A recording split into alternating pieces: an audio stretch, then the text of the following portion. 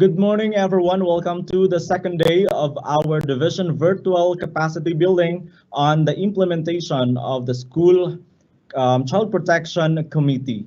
We even thank you for your time in joining the second day, and we believe that this will become productive as we are expecting two more sessions today. And as we start, we would like to acknowledge and extend our appreciation to the top management of the schools division of Zamboanga del Sur, our schools division superintendent, Dr. Maharani M. Jacinto, our assistant schools division superintendents, Dr. Romeo M. Daligdig and Sir Raymond M. Salvador, to our CID chief, Dr. Juliet A. Magallanes, to our SGOD chief, Dr. Ernesto F. Tardo. We would like also to say thank you to all the learning area supervisors, public schools district supervisors, school administrators, members of the school child protection committee, to all the participants today, good morning. As we officially start our second day, we would like to invoke God's presence through a prayer. Let us all bow down our heads. We thank you, dear God, for this very wonderful day. Thank you for preserving our lives to continue fulfilling our duties, to serve your people and to serve you, Lord. We thank you for the wisdom. We thank you for the good health, for the renewed strength, so we can be able, Lord, to do our task today. We ask for your forgiveness for all our sins in words and thoughts and in deeds. Continue to nourish us spiritually, Lord, that we can be able to see the good things in everything that happens around us. We ask that you will continue, Lord, to provide us the wisdom that we need in our second day of this activity. We offer everything to you, Lord, our efforts, our concerns, our heart, oh God, to the service of the people in Zamboanga del Sur Division. We know that you will continue to use us so that we can lift your name in all the glory. We give you glory, honor, and praise with thanksgiving in the name of Jesus, our Lord and Savior. Amen. We are so glad that today we are having with us our schools division superintendent to warmly welcome us all and to give us the inspirational message at this very point in the morning. Please help me in welcoming Dr. Maharani M. Jacinto, CESO 6, our schools division superintendent.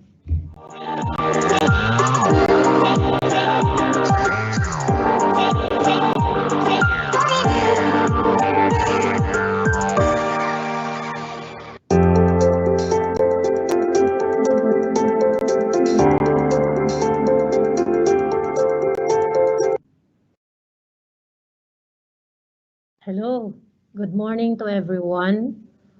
I am glad that everyone's still alive and kicking for the second day of this orientation as regards one of the very relevant and important issuance of the DepEd for the guidance of schools and school principals, as well as our teachers.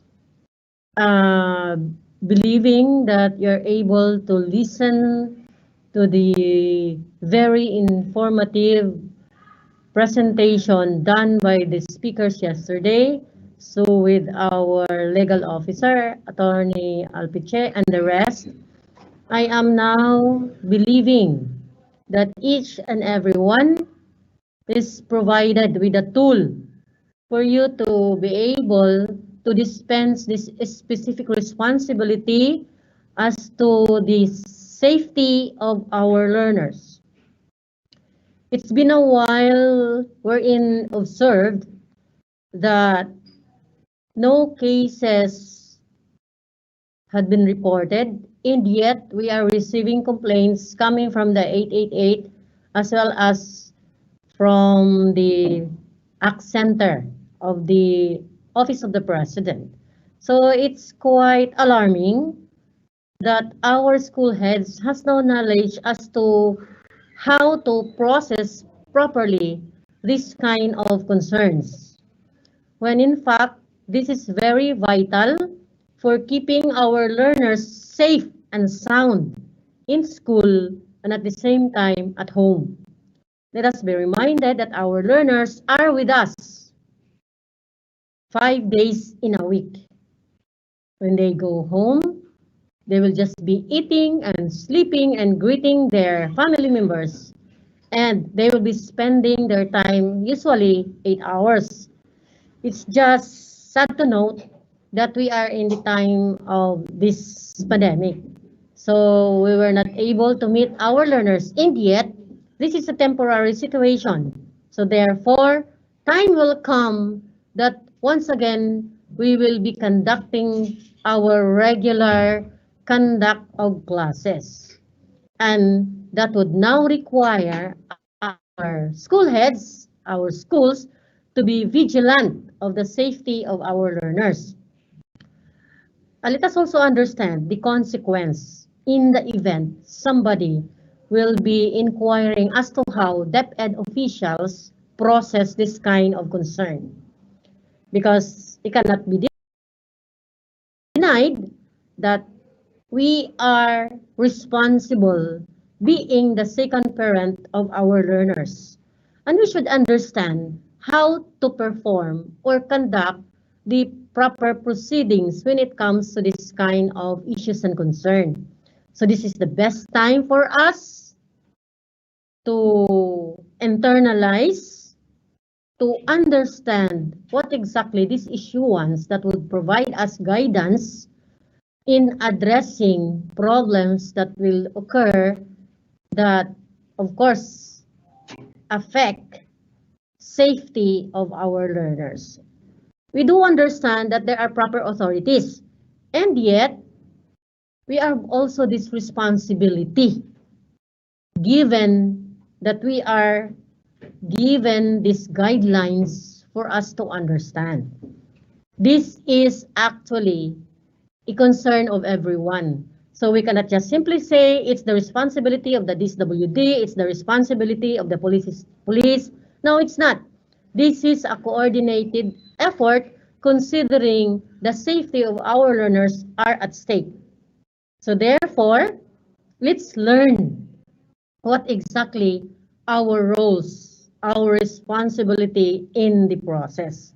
Because there is a need for us to report all these things for the DepEd as well to plan how to address this kind of incidents, simply because we are the second parent of the learners and we are preparing the learners for a brighter future. And how can we do that if we cannot protect them in a way that they will not be subjected to any harm in any form?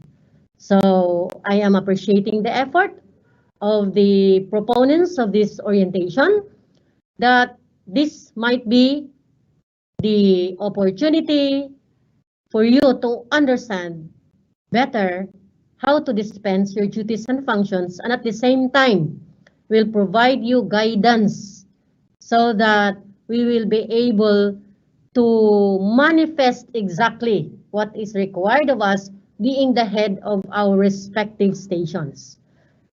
This is a call for awakening that our responsibility is not only focused to classroom instruction, but the total development of our learners.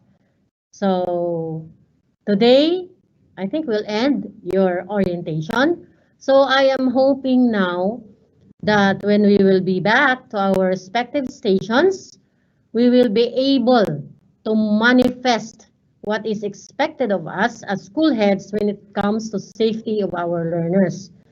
Though we cannot say that we will be watching them all the time, but we have that responsibility to ensure that as much as possible, they are safe and able to address their concerns when it comes to dangerous situations. So that these unacceptable incidents and situation will not be occurring in the Department of Education, especially in our schools, and in particular in DepEd Zamboanga del Sur. So thank you very much, speakers and school heads. please be very keen of the important points given to you when it comes to this issuance, because this plays a vital role for you to be able to improve the safety of your learners that would eventually motivate them to learn in school and love school. Same is true with our parents. So thank you very much to the management of this activity, and once again, good morning.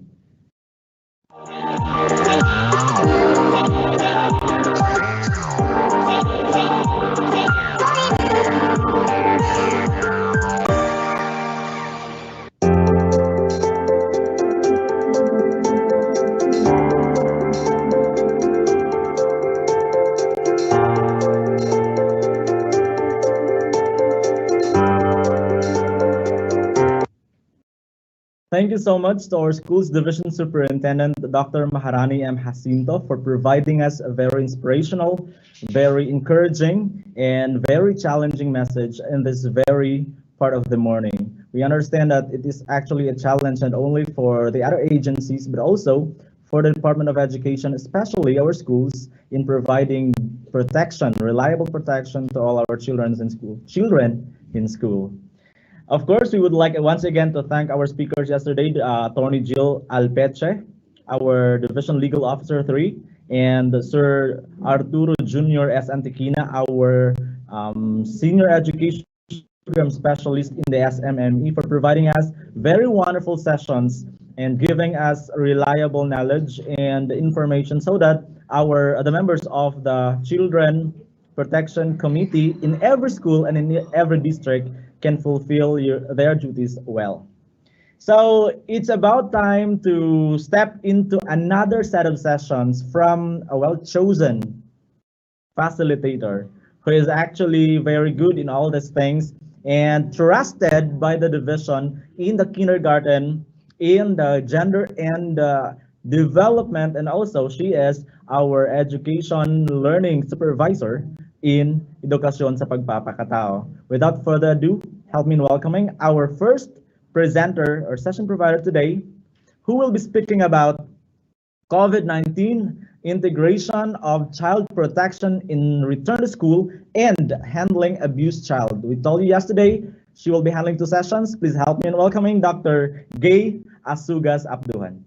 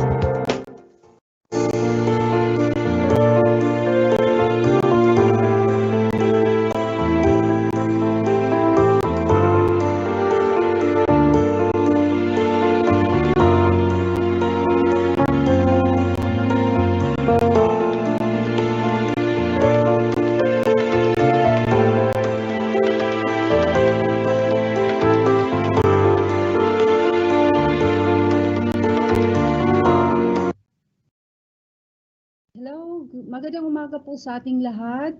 My respect to our school's division superintendent, Dr. Maharani M. Jacinto, to the 2 assistant schools division superintendent, Dr. Romeo Daligdig and Dr. Raymond Salvador, and to the 2 chief of the 2 functional division, Dr. Juliet Magallanes and Dr. Ernesto Tardo.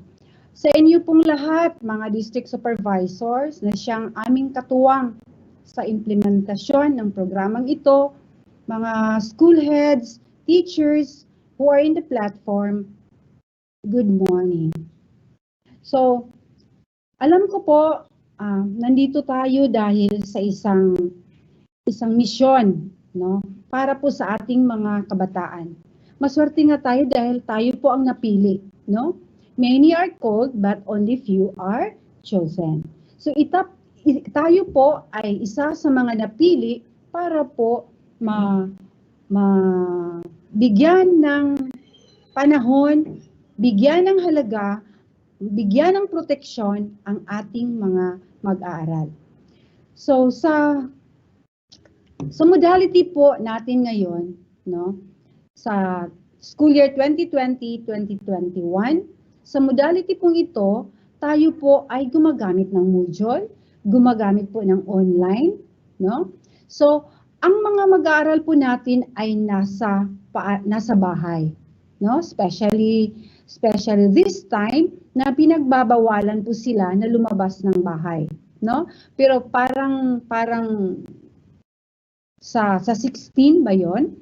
No, parang pinapayagan na po yung mga bata na from anong age ba 'yon. So maghihintay lang po tayo.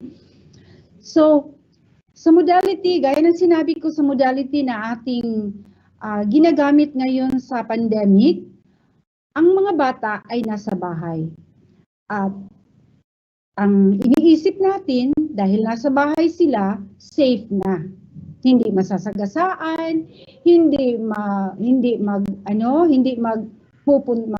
maglaag kasama ng kanilang mga kaibigan. So para sa atin, feel natin safe na sila, pero hindi. No? Hindi po sila safe kahit nasa bahay pa po sila. Kaya isa ito sa ating pag-uusapan ngayon.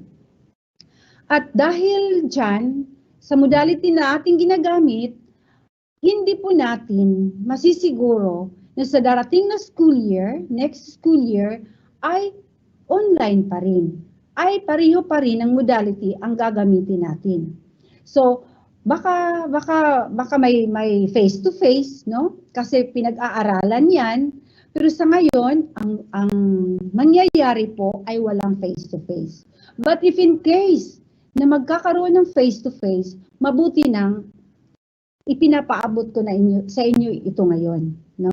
Para baka hindi na tayo mag-meet ng virtual regarding this topic, regarding this input. Okay lang kasi naipaabot ko na sa inyo ito ngayon. So, the topic that I'm going to share with you is about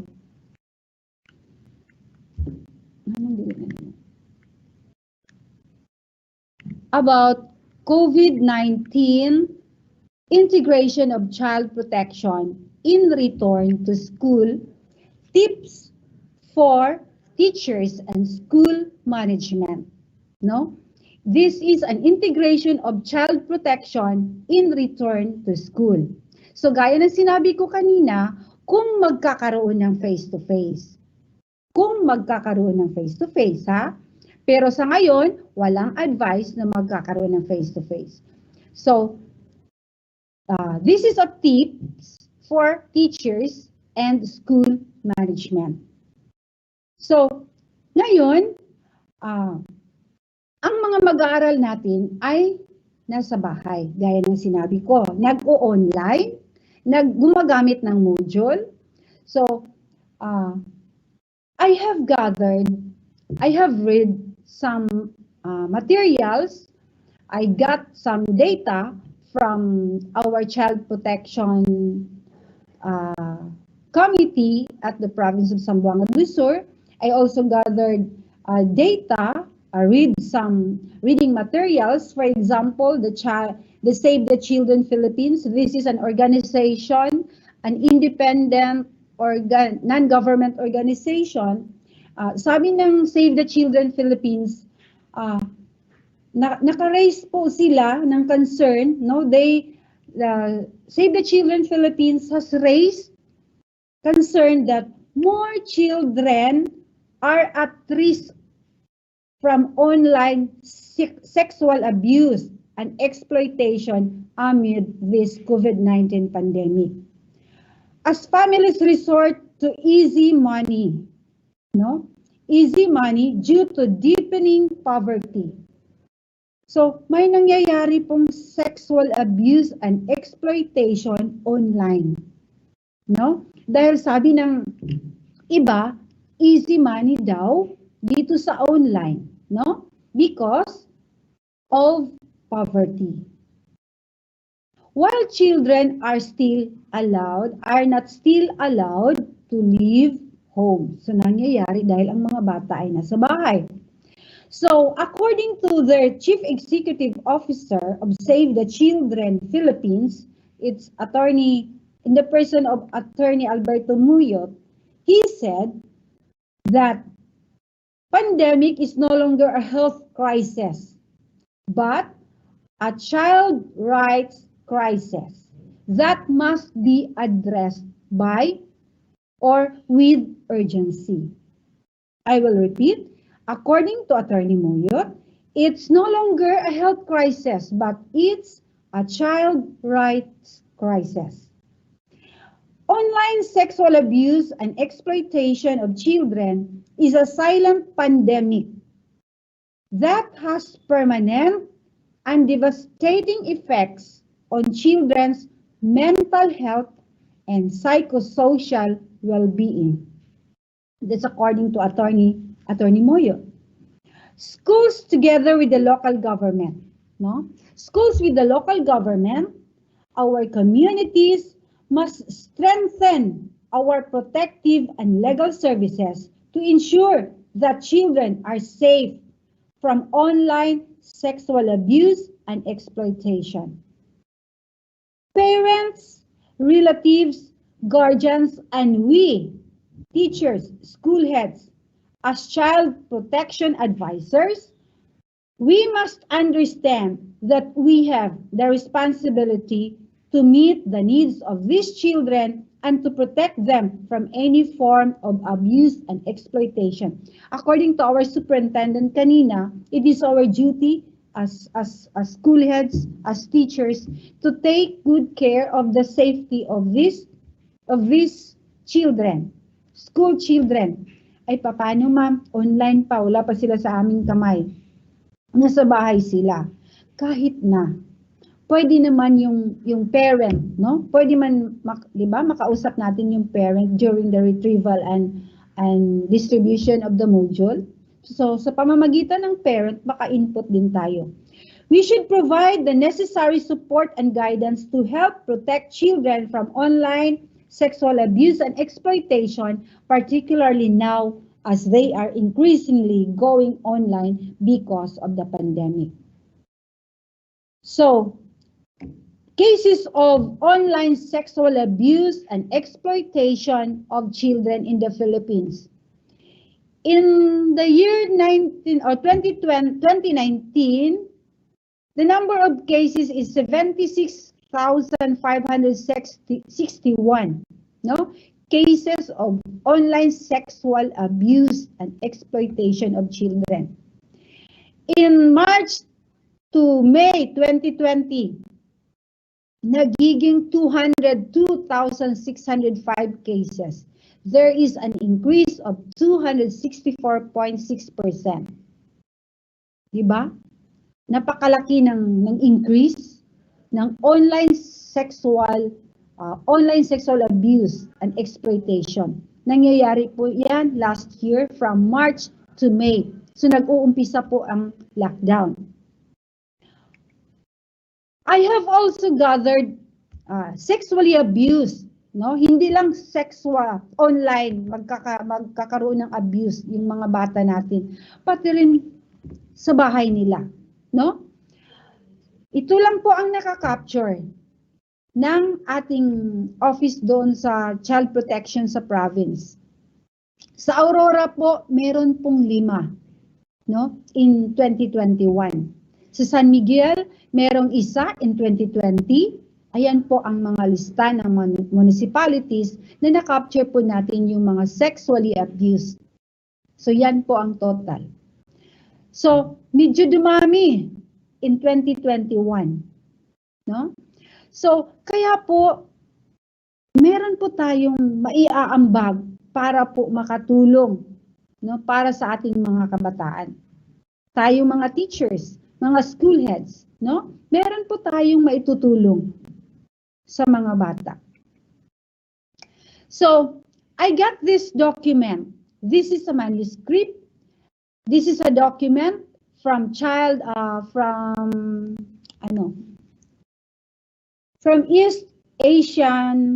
East Asia Pacific region, no, ng UNICEF, or for UNICEF for every child, no. This document provides general tips for teachers and school management as students return to school kung may face-to-face na. But some of these slides, some of my topic, mayroon din tayong magagamit na input para po kahit hindi po face-to-face, no? Applicable din sa hindi face-to-face. So the objectives are to identify and respond to child protection concerns, identify and respond to mental health concerns, issue support is available and accessible for students, and promote the mental health and psychological well-being of teachers. So your critical role in supporting students as they return to school. My role, your role, our role in supporting our school children, our students as they return to their school. So COVID-19 pandemic has had a major impact on children, adolescents, and their families. Sadly, during containment measures, children's mental health may have been impacted and they may have been exposed to violence. Bakit? Dahil nasa bahay yung ating mga mag-aaral. At hindi po ibig sabihin dahil nasa bahay ang ating mga mag-aaral ay safe na po sila. No? Meron ding mga risk na mangyayari sa buhay nila kahit nasa bahay po sila. These impacts of COVID-19 might affect both school attendance and school attainment in the short and long term. No?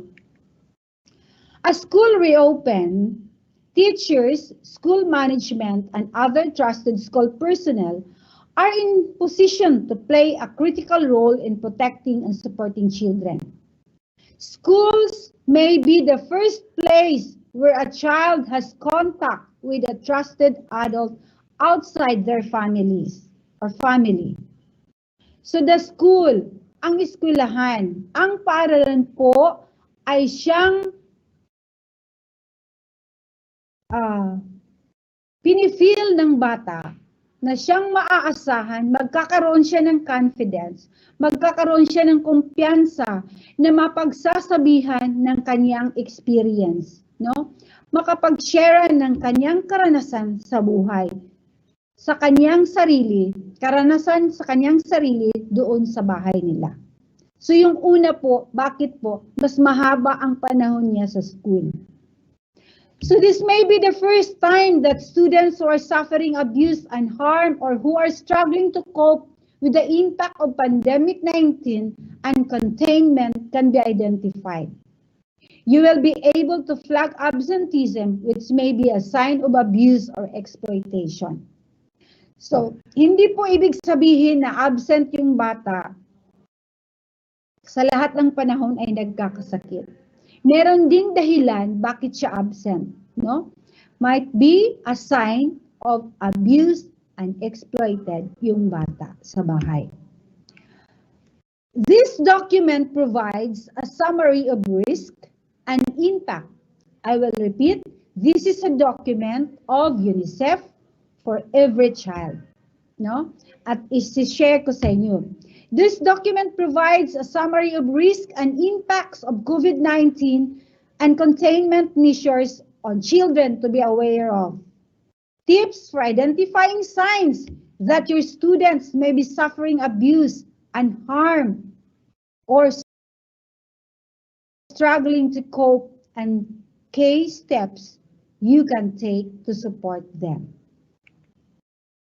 Number 2, understanding the impact of COVID-19 and containment measures on your students. The impact of your students' mental health and well-being. Some children have suffered health and psychological consequences from the pandemic. They may have fallen sick themselves and been isolated from their family. Their family member or friend may have contracted COVID-19 and they may have lost COVID loved ones from the virus. See, tingnan niyo po yung karanasan ng bata sa bahay nila. Yung ibang member ng family nila nagpa-positive, no? Naging positive yung ibang member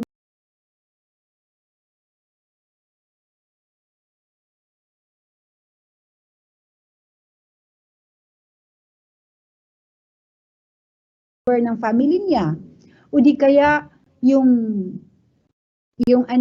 member ng family, o di kaya yung father, yung parent nila nawala ng trabaho, no? Tingnan mo, pag nawala ng trabaho, nag-aaborido si parent. Saan po sino po ang mabuhusan ng sama ng loob, ng frustration ng parent or ng papa na nawala ng trabaho, di ba, yung member sa family, at isa na yun, yung bata. No? So, nagkakaroon din ng outbreak sa kanilang bahay dahil marami sa kanilang member sa family nagpa-positive. So, naaapektahan yung mental health ng isang bata. So, we must understand the impact. No? The impact, psychological impact, the mental health impact ng bata. No? We have to understand. At sino pong makaka-understand yan? Tayo po, teacher. Dapat po sa bahay yung magulang. Pero yung magulang minsan hindi niya maiintindihan dahil ano po yung magulang? Nagsasuffer din ng depression, nagsasuffer din ng psychosocial sa bahay. So, hindi siya makapag-help sa bata. So, si parent, si teacher. So, understanding the impact of COVID-19 and containment measures on your students again, the impact of your students' mental health and well-being. School closure and lockdowns have disrupted children's daily routines. No? Yung routine ng bata ay nadidisturb dahil sa lockdown.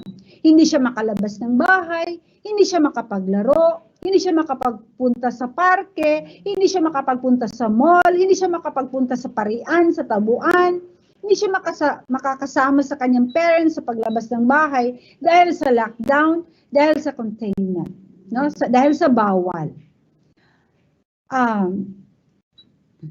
At dahil sa mga ito, hindi niya makikita yung mga friends niya, impacting their mental health and ability to cope with increased stress.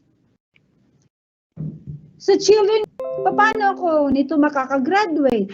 Paano matutupad yung ambition ko na nandito ako sa bahay? No, ang daming worry ng bata.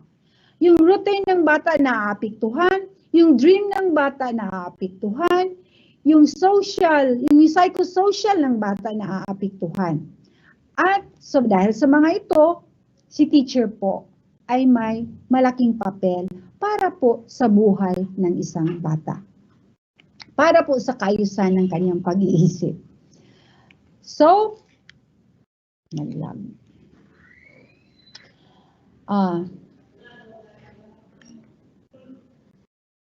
next.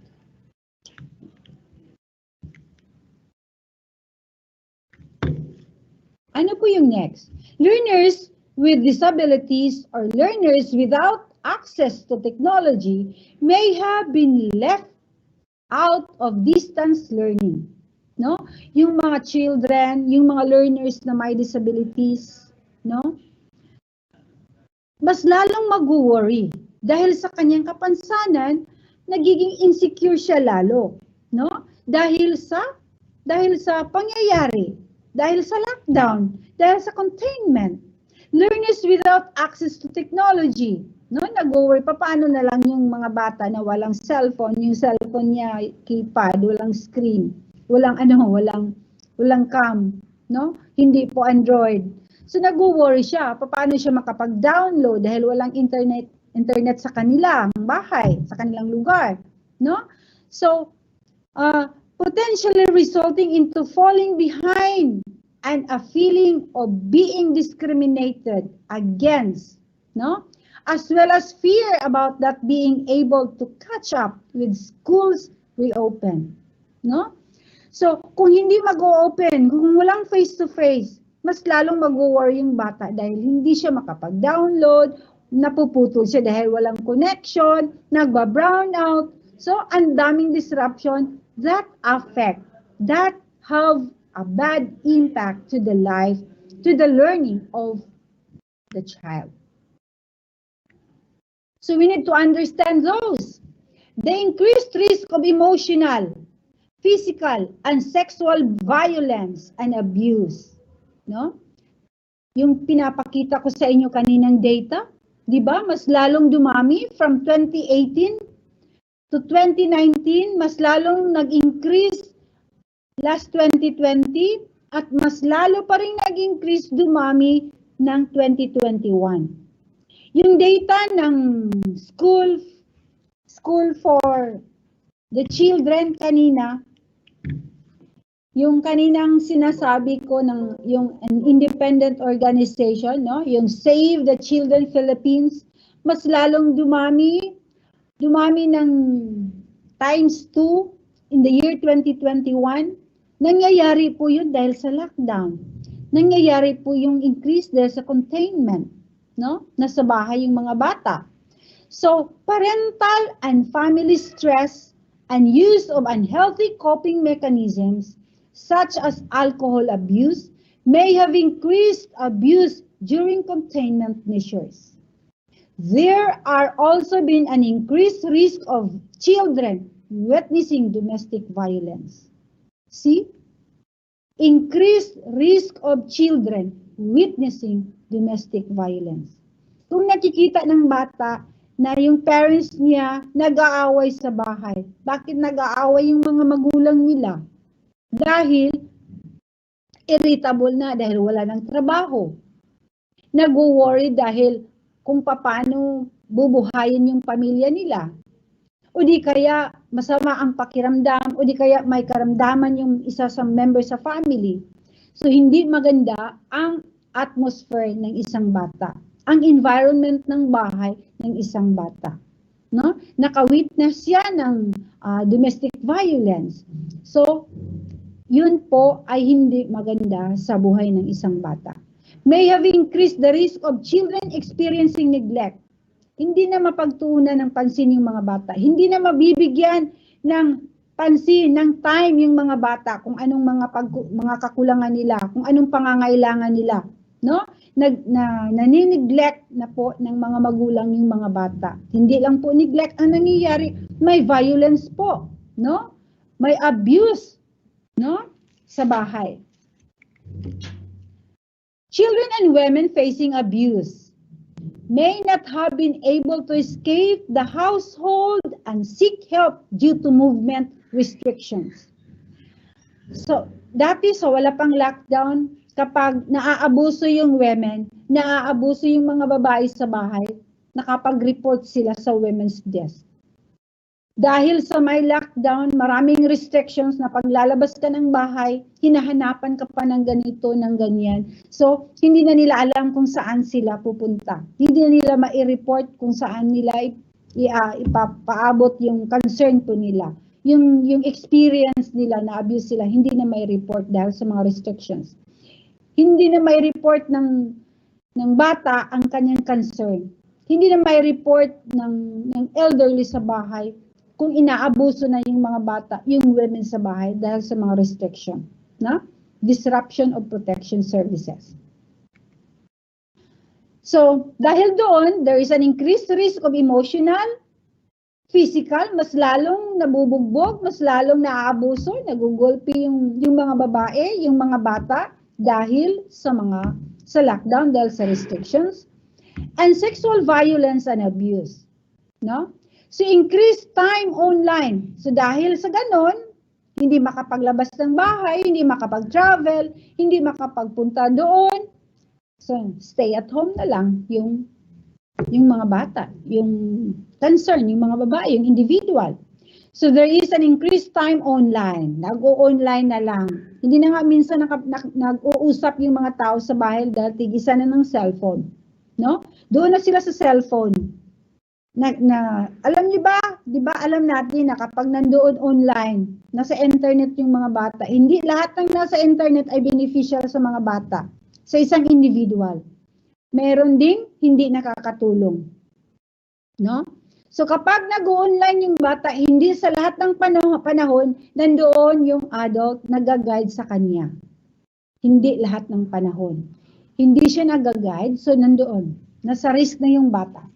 Especially, unsupervised time for younger children may have heightened the risk of children being exploited to harmful content. Cyberbullying, harmful content, no? Maraming nagpa-pop up dyan na hindi maganda. Maraming nagpa-pop up dyan na hindi pwede tingnan ng mga bata, no? So dahil sa ganun, nangyayari ang cyberbullying, and online sexual abuse and exploitation. Minsan nga, hindi lang yung bata, hindi lang yung mga youngs, no? Sa halip na i-guide po ng magulang, ng matanda yung bata sa online, ayun, anong ginagawa ng adult? Pinagkakakitaan yung anak nila. Pinagkakakitaan yung yung member ng family para magkapera doon sa online. No? Dahil sa matinding pangangailangan, dahil sa sitwasyon natin. So, kaya kailangan hindi lang ni teacher, pati ng mga magulang. So, sino bang audience ko ngayon? Di ba tayo sa mga supervisors, mga teachers, mga school heads, tayo ang nakikinig sa akin ngayon? Wala ang mga magulang, wala yung mga guardian sa bahay, but tayo po, pwede po natin itong may paabot sa ating mga magulang. Para sa ganun, itong input po natin ay ma-share po natin sa mga magulang at masasabi po natin sa kanila para naman mag-guide po nila yung mga anak nila sa bahay during sa online. The increased risk of exploitation, early forced marriage, and teenage pregnancy. So dahil sa ganoon, nangyayari po nabubuntis ng maaga yung mga anak natin, yung mga bata natin sa bahay. Dahil napabayaan na po ng magulang. No? Nabubuntis. Sila na lang naiwan sa bahay. Bakit nabubuntis? Bakit na-abuse yung bata? Dahil may mga bahay naman na walang kwarto. 'Di ba? Lahat ng members ng family nasa isang corner ng bahay. Sa bahay natutulog. No? Hindi na-isolate yung mga bata, hindi nagkakaroon ng separate room yung couple, no? Silang lahat nasa isang corner. At iniwan ang mga bata sa isang bahay, wala doon ang mga magulang, sinong naiwan, andoon mga opposite sex, o di kaya wala doon ang mga magulang, sinong naiwan, yung dalaga, yung anak na babae, pinupuntahan ng boyfriend, wala doon yung parent dahil busy sa pamumuhay, no? So, ayun, isa yun sa mga dahilan.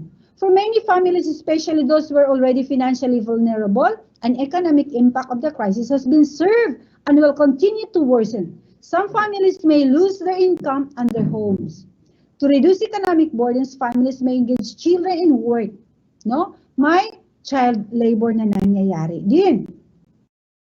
Ang bata pinapagtrabaho na sa bahay kahit yung mga mabibigat na trabaho iniiwan na ng magulang dahil si magulang ang lumabas ng bahay para maghanap buhay. Anong nangyayari sa bata na naiwan sa bahay? Siya ang nagangalaga ng mga kapatid, no? O di kaya iniiwan ang mga mabibigat na trabaho sa bata sa bahay. So that's a child labor. It's another child abuse. Sexual exploitation of children may also increase, including exploitation facilitated by parents and caregivers such as online live streaming. So sinabi ko na yan, no? Minsan yung mga bata natin, dahil busy yung mga magulang sa trabaho, iniiwan na sa house help. No? Yung house help naman, minsan lang, seldom lang na yung house help may feeling sa bata. Yung iba, wala nang feeling sa bata. Hindi na yan, wala yung malasakit na mag-guide sa bata online. Hinahayaan na yan sa internet. No? So, caregivers, house help. The increase of risk of exploitation again, due to economic strain, the instance of early forced marriage may increase. In other public health emergencies, teenage pregnancy rose, including because safe space such as schools had closed. No? Ang learning ang school, isa yan sa safe place para sa bata. Pero close na eh. Kaya nandoon na lang sa bahay yung bata. Dapat sana mas safer pa yung bahay, pero nagiging hindi na safe para sa kanila, no? And girls were at increased risk of sexual abuse, violence, and exploitation. This is also risk during COVID-19 pandemic and constraint measures. Pregnant girls and adolescent mothers often do not return to school because of stigma, childcare obligations, natatakot, at may obligasyon yung mga bata sa kanilang bahay. Ano yung obligation? Trabaho, no?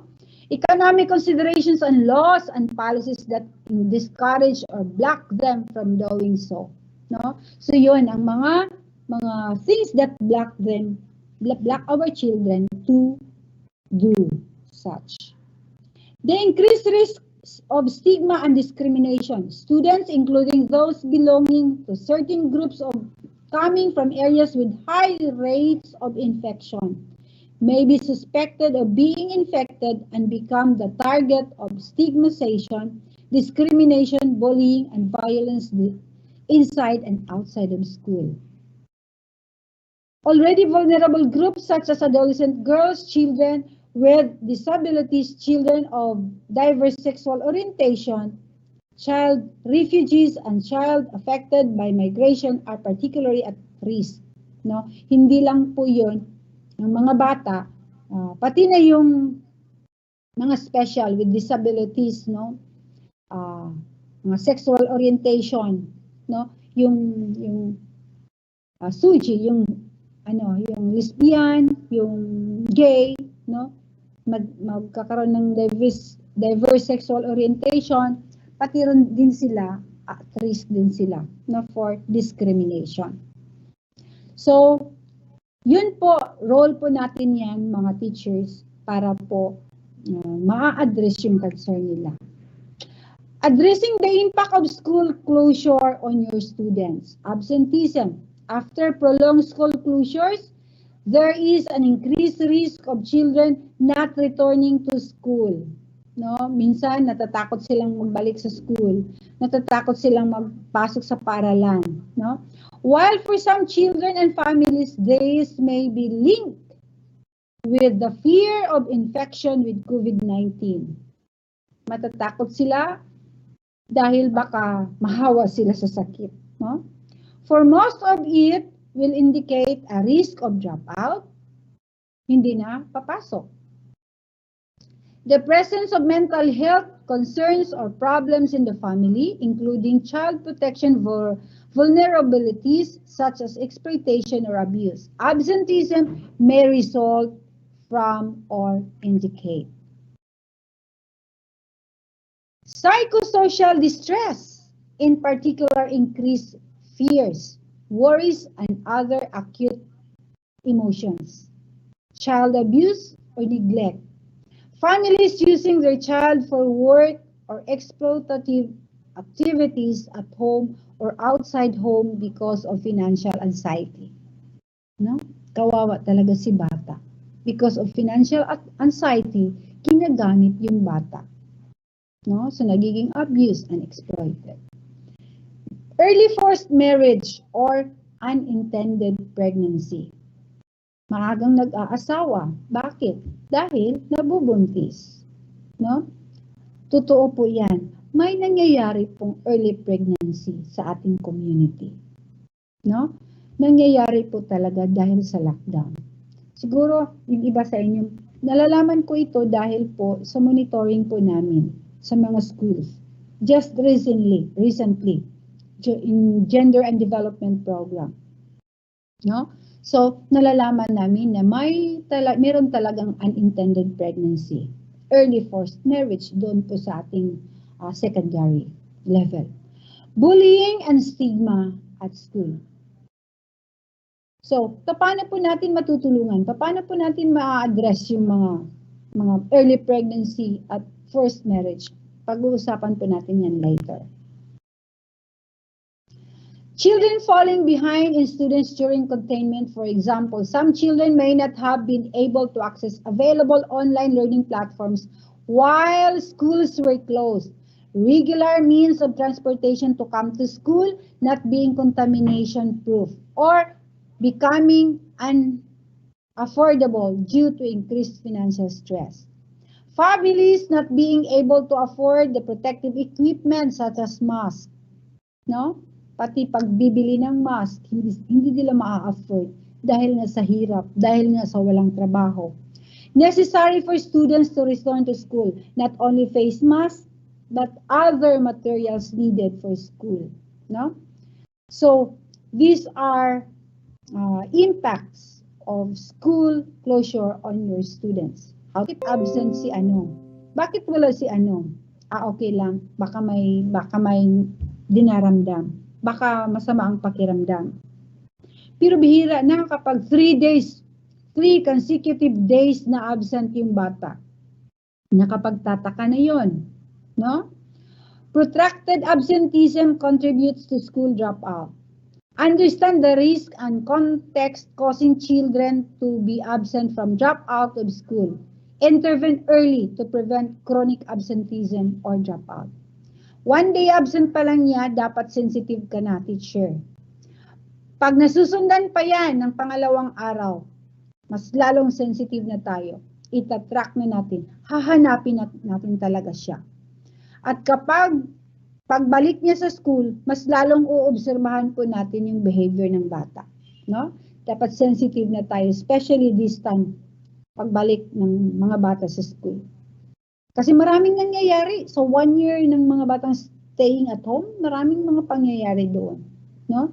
At makikita natin yan, mamanifest po yan ng mga bata through their behavior, through their language. Seek out the support of the school counselor if available to help to address student needs. No? Kung wala namang counselor, wala namang tayong school counselor sa school. O di kaya wala si school head at may concern, may situation, may cases na kailangan ma-address right away. So si teacher, no? Kaya nga importante, my dear school heads. Kaya nga 'di ba, sa child protection committee in school, si teacher, si school head ang chairperson. Siya yung chairman, siya yung chairperson. Tapos yung members yung mga teachers and some parent. Na-mention niya ni Sir Jong kahapon yung composition ng Child Protection Committee. Kaya nga sinabi ko, mas importante na mag-seriously attend talaga sa mga convergence na ganito si principal. No? Hindi representative ang paaatinin. No? Especially convergence ng Child Protection Committee, yung Gender and Development, yung GAD. No? Dapat si school head, dapat makapacitated. No? Dapat si school head punong-puno ng kaalaman sa mga ganitong bagay. Dahil kung wala tayong counselor, school counselor sa school, automatic po yan. Lahat ng mga employees, lahat ng mga personnel, teacher, si school head sa school, dapat po alam ng teacher, alam ng isang individual sa school kung paano i-address yung mga situations like that. No? Kaya, mas maganda na si principal, lahat ng mga convergence na ganito, nandoon po tayo. Ay, child protection naman dahil na, di lang sa ako ma-appeal. Ay, God naman dahil na, ikaw lang sa atin dito. No. Dapat hindi mo i-delegate yan. Dahil, napaka-importante po yan. Kinabukasan yan ng bata. Kinabukasan yan ng estudyante mo. Remember, kung capacitated po tayo, that will pass, that will be translated to your teachers, from the teachers to the students, to the school children. And if we are not capacitated, kung wala tayo, anong maibibigay mo if you do not have? So paano mo maiga-guide? Remember, our mission here, our task here, nag-umol na siya og usa ka individual. Nag-umol na siya og usa ka attitude sa usa ka individual nga mahimo siyang usa ka asset in the community. Nga mag-umol na siya usa ka maayo nga individual sa usa ka community. Usa ka maayo nga lumulupyo in the near future in your community. And we dako ta og role aning tanan, no? As a school head. So palihog ayaw yun siya ibutang nga child protection naman dahil na, gender and development naman dahil na. Why I said this na may hugot talaga? Why I say this to you emphatically? Because during our roundups, during our monitoring, sinasabi ng principal, ma'am, wala man ko na-train anak. Ma'am, sa tuwing nag-i-investigate kami, dahil may complaint na umaabot dito sa legal, sa office ng division, nagko-complain ng parent dahil sa teacher, na-abuse yung bata niya. Nagko-complain yung teacher dahil ina-abuse siya ng kasamang teacher na lalaki. Nagko-complain yung bata dahil ina-abuse siya ng teacher. Ina-abuse siya ng kapwa bata. Bakit may mga ganito? Bakit may mga pangyayari na ganito sa school? Para sa akin po, may kakulangan. Yung principal, hindi ko sinasabi na kayo. Hindi ko sinasabi na nandito. But, based on observation, dahil si school head kulang sa advocacy na doon sa kanyang mga teachers. Dahil ang mga teachers hindi kulang sa advocacy, walang orientation sa mga ganito, no? Hindi siya na-orient kung anong gagawin niya. Hindi siya sensitive dahil kulang sa orientation. Hindi siya sensitive sa behavior ng bata. Hindi siya sensitive sa absenteeism, sa cause ng absenteeism. Well, pinag-aralan natin ito, classroom management when we were still a student in the undergrad classroom management. But iba talaga. Iba talaga kapag na-orient ka, kapag capacitated ka sa mga bagay na ganito, mas lalong sensitive ka sa behavior ng bawat bata mo, ng bawat estudyante mo. Hindi lang sa behavior ng mga bata mo, pati na rin sa behavior ng kapwa guro mo. No?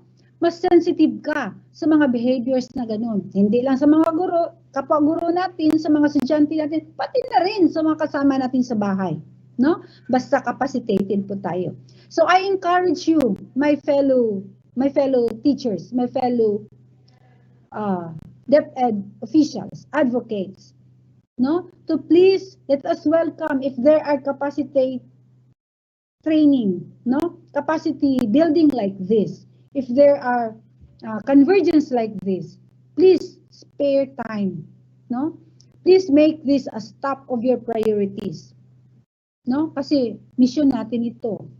No, kahit wag na lang natin iisipin mag-aatin tayo dahil sinusulduhan tayo ng DepEd, kundi meron po tayong misyon, meron po, answerable po tayo dito sa kinabukasan, sa ugali ng bawat mag-aaral sa ating paaralan. No? Answerable po tayo dito. Saan po tayo answerable? Someone up there. No? Bakit hindi tayo naging attorney? Bakit hindi tayo naging doktor? Bakit hindi tayo nagiging nurse? Dahil po, may mission po tayo in the total human development of a certain individual sa ating paaralan, sa ating workplace. So tips for teachers, adopt activities during the first week of reopening to encourage children to return to school and to help to address anxieties. See? Activities to encourage children para magbalik sa school. Bakit? Bakit ini-encourage po tayo na magkakaroon ng activities? Dahil merong takot, no? May fear ng mga mag-aaral, ng mga bata na pumasok sa school. Katulad ng aking apo. Ayaw niyang lumabas. Ayaw niyang magpunta sa school. Why? Because, anong sabi niya? Ayaw kong magkasakit. No? Matatakot siyang lumabas dahil ayaw niyang magkasakit ng COVID. So, bakit may ganong ugali? Bakit may ganong fear? Imagine, 1 year siyang nasa balay, wala siyang laing nadungog, kundi nagka-positive, namatay si Kuan, ang silingan to agilubong dahil nagka-COVID. Di ba? Na-lockdown, dili mo gawas kay nag-lockdown. Bawal ka mo adto sa imong mga friends, bawal ka makikita sa imong teacher. Ako ra jud.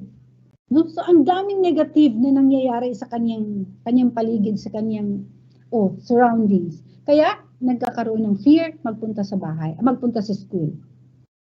So with your support, with your time, teacher, sa pagkakaroon mo ng activities during the first week of classes, paano mo i-gather? Ay tayo na po mag-isip kung paano natin sila i-reach out. No, pwede naman natin sila i-reach out. Uy, kumusta? Nagsugod na atong klase. Kano sa man kamuan hiyo? Uy, gimigaw na ko nimo, balik na diri. Nanadiri imong classmate, nanadiri imong friend. No, isa yan sa activity na i-reach out mo yung bata na takot bumalik sa paaralan. No? So alam natin yan. Alam ng mga teachers yan. Dahil alam ko na ang mga teacher namimiss na rin nila yung mga bata nila. Lalong-lalo na yung mga malilikot na bata. No? Proactively address bullying, including stigma and discrimination related to COVID-19. No? Mga discriminated, yung mga nagkakaroon ng experience sa COVID-19, no? So dapat yung teacher dapat proactive po siya. Another, as your students return to school, you might be the first trusted adult they have encountered. No? Paglabas-labas pa lang ng bata ng bahay, excited na siyang pumunta sa school. Dahil makikita yung teacher niya, makikita yung classroom, excited siya, makikita yung mga kaibigan nila. At sinong-sino po ang unang makikita at mamimit ng bata? Baka ikaw. Baka ikaw, teacher. So dapat, lahat ng smile mo, makikita niya. Lahat ng positive vibe, makikita niya sa'yo. No? Baka, more than ano pa tayo, stressful para sa bata. No? Na makikita. Dapat iiwasan po natin yan. You might be the first trusted adult. At dahil ikaw yung first trusted adult na makikita ng bata, dahil sa smile mo, dahil sa ganda mo, dahil sa fresh looking ka ng bata, nagkakaroon siya ng kumpiyansa na mag-disclose sa iyo. Na mag-share sa iyo sa kanyang karanasan sa bahay. Na mag-open sa iyo sa mga experience niya sa bahay. Maganda yung kung masayang experience sa bahay ang isi-share niya sa iyo. What if yung masamang karanasan? What if yung masakit na karanasan ang kanyang i-open sa iyo? O di ba napakaswerte mo na ikaw na sa iyo siya nag-o-open ng kanyang experience, negative, bad, sad experience sa bahay? Bakit sinasabi kong maswerte ka? Dahil nahuhulog ang kanyang kalooban sa iyo. Nag-o-open siya ng kanyang experience. Dahil nakikita niya sa iyo na mabait ka. No? Dahil nagkakaroon siya ng kumpiyansa sa iyo dahil napaka-soft spoken mo. Nakikita niya sa iyong ganda na mas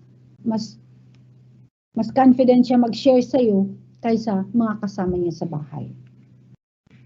Display number of details of available hotlines and helplines that your students can use to get help. Include information about disability accessible platforms where able. Discuss online safety with your students. See tips for young people and tips for parents and caregivers. See? Establish online. Create a platform that or a number, no? An access para madali kang mapag-sharean ng bata, no? Mapag-o-openan ng bata. Then, those were tips for teachers. Now, let's come to tips for school management. Yung mga managers ng school. Tayo po, school heads, mga school leaders, ito po ang tips para sa atin. Diba, na-mention po ni Sir Jong kanina, kahapon, ng DepEd Order number 40 series of 2012, that was section 7 letter G, no? It was discussed there, our duties and responsibilities of school head, no? Na-mention po kahapon ni Sir Jong. So, establish a system in your school for monitoring and identifying children who have not returned to school within a reasonable time frame. So, dapat may system yung school. Dapat may committee ang school na siyang magmo-monitor sa mga bata na nakabalik na or hindi pa nakabalik within that time frame. Not only ng mga bata na nakabalik na sa school o di kaya yung mga bata na palaging nag-a-absent, no? Mas maganda na may in charge, may persons in charge in the whole attendance and monitoring of the attendance and absenteeism of school. Yung bawat bata, yung bawat teacher magre-report doon sa in charge. No? Bawat classroom advisor magre-report sa in charge at yung in charge na ginagawang designated ng teacher na magmo-monitor sa absenteeism ng buong mga bata, lahat ng mga bata sa school, no? Siya na magre-report sa principal kung anong mga pangyayari doon sa loob ng school. Then report which children have not come back to school. Yeah, yun ang sinasabi ko. Para mas madali nating ma-address yung mga bata na may problema sa loob ng paaralan. At maa-address yung mga bata na may problema sa loob ng klase. Mapag-isipan ng person in charge kung anong nangyayari at kung ano ang appropriate solution, intervention, appropriate, how are we going to address those concerns sa isang certain individual inside the school dahil my person in charge to monitor. Update and test school-based referral and reporting mechanism to social welfare, child protection authorities, then adapted to COVID-19 if necessary. No? With your teachers and social welfare, sabi ni SDS kanina, there are agencies, there are offices na dapat i-collaborate po natin. Huwag po nating suluhin, no? Huwag po nating suluhin sa school. Huwag po nating i-gather yung data, huwag po nating alamin, huwag po nating hanggang pakinggan lang po ang issue at ilalagay dyan sa drawer. Meron pong mga offices, meron pong mga agencies na katuwang po natin sa pag-a-address ng problemang ito, ng mga cases na ganito. No? Meron pong mga offices, as I will repeat, mga offices at agencies na siyang katuwang po natin sa pag-address ng mga problema ng mga bata natin. If school absenteeism is a challenge in the school, consider consulting with your teachers and school management committee, communities and education authorities to discuss measures to support children in the community to return. Review procedures and policies to ensure that children are not intentionally or unintentionally prevented from attending. No? Ensure a zero tolerance and proactive approach to tackling bullying and stigma. Another tip for us school head. Ensure that the school has a child protection and safeguarding policy and procedure in place that include a clear reporting. Kaya na-mention kahapon ni Sir Jong, no, that we must create a child protection committee in school. No? Kasi in child protection committee, sila po ang mag-a-address kung may problema. No? Halimbawa, may case sa isang klase or sa isang school, mag-ano po yung child protection committee, yung committee, no? I-deliberate po yan, pag-uusapan po yan, magdi-discuss po sila niyan, kung anong cause, anong ganito, ganyan, no? I-handle, i-address po yung issue ng committee. Kaya during our conduct of investigation and during our roundup as a legal team, pag may issue ang school, ang una pong hinahanap namin, ang una pong tinatanong po namin, meron bang Child Protection Committee yung school? Nakapag-organize po ba ng Gender and Development Committee yung school? Ay, of course, sinasabi kaagad ng principal, yes ma'am, nagsasabit po kami ng list ng committee doon sa division. Very good. Natutuwa po kami dahil merong committee. Itong issue na ito ng bata, ng estudyante,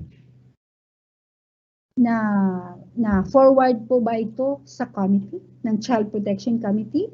May record po ba nito ang Child Protection Committee? Nagko-convene po ba yung committee sa case na ito?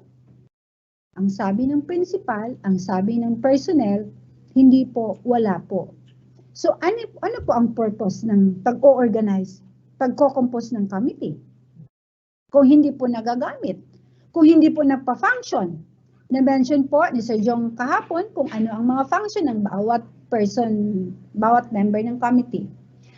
So, dapat yung committee ay nagpa-function. Especially kung may case.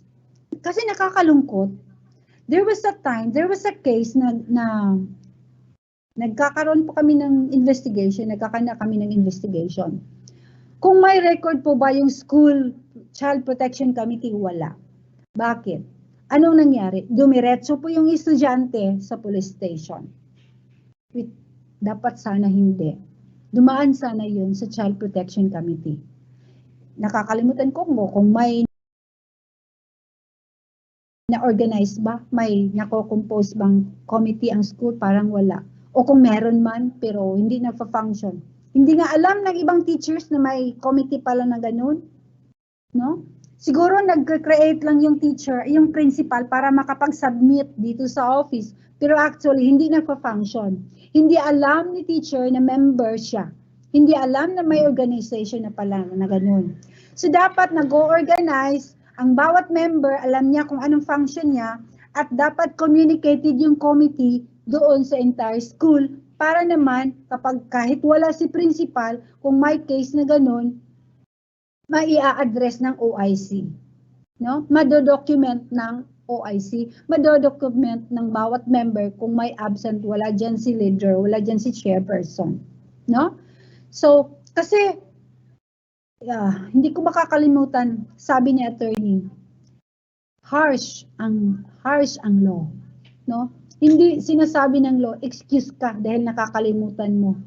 Excuse ka, committee chair, dahil hindi ka pa nakapag-organize. Once you are there, once you are in that position, answerable po tayo, capacitated man o hindi. Alam mo man o hindi, basta nandoon ka sa posisyon mo, nandoon ka sa office na yan, answerable po tayo. Mananagot po talaga tayo. Kaya, so, dapat mag-organize po talaga. So, baka nakapag-organize kayo, pero baka hindi na-function. This time, I encourage you to organize and dapat mag-function talaga. Communicate that to the entire members of the school. So, what else? Ensure that school, okay, yan, sinabi ko na yan kanina. What else? Tips for school management. Hindi kaya next slide. Next, please. Another tips, ensure that students are informed about the child protection policy. Yeah, sinabi ko, communicate the child protection policy to all teachers in the school, not only to the schools, but to the students, to the pupils. So, pagkakaroon ng symposium, pagkakaroon ng meeting, no, para may communicate yung Child Protection Committee, para may communicate na meron tayong Gender and Development Composition Committee, no? Ensure that there are trained male and female staff whose students can access and talk to. No? Identify helpline and hotline service. So during my visit in some schools, sinasabi ko nga, dapat meron kayong Gender and Development Hub. Meron kayong teen hub, no? It should be teen hub. Para naman doon ang mga bata magkakaroon ng meeting, mga estudyante doon sila mag-meeting, doon sila mag-uusap after having lunch, no? So, intended for the students. Then, ensure that the male and the female staff, yung mga teachers po natin na pinapadala po natin to attend the training, and please remind them to conduct the training that they have attended to their fellow teachers, no?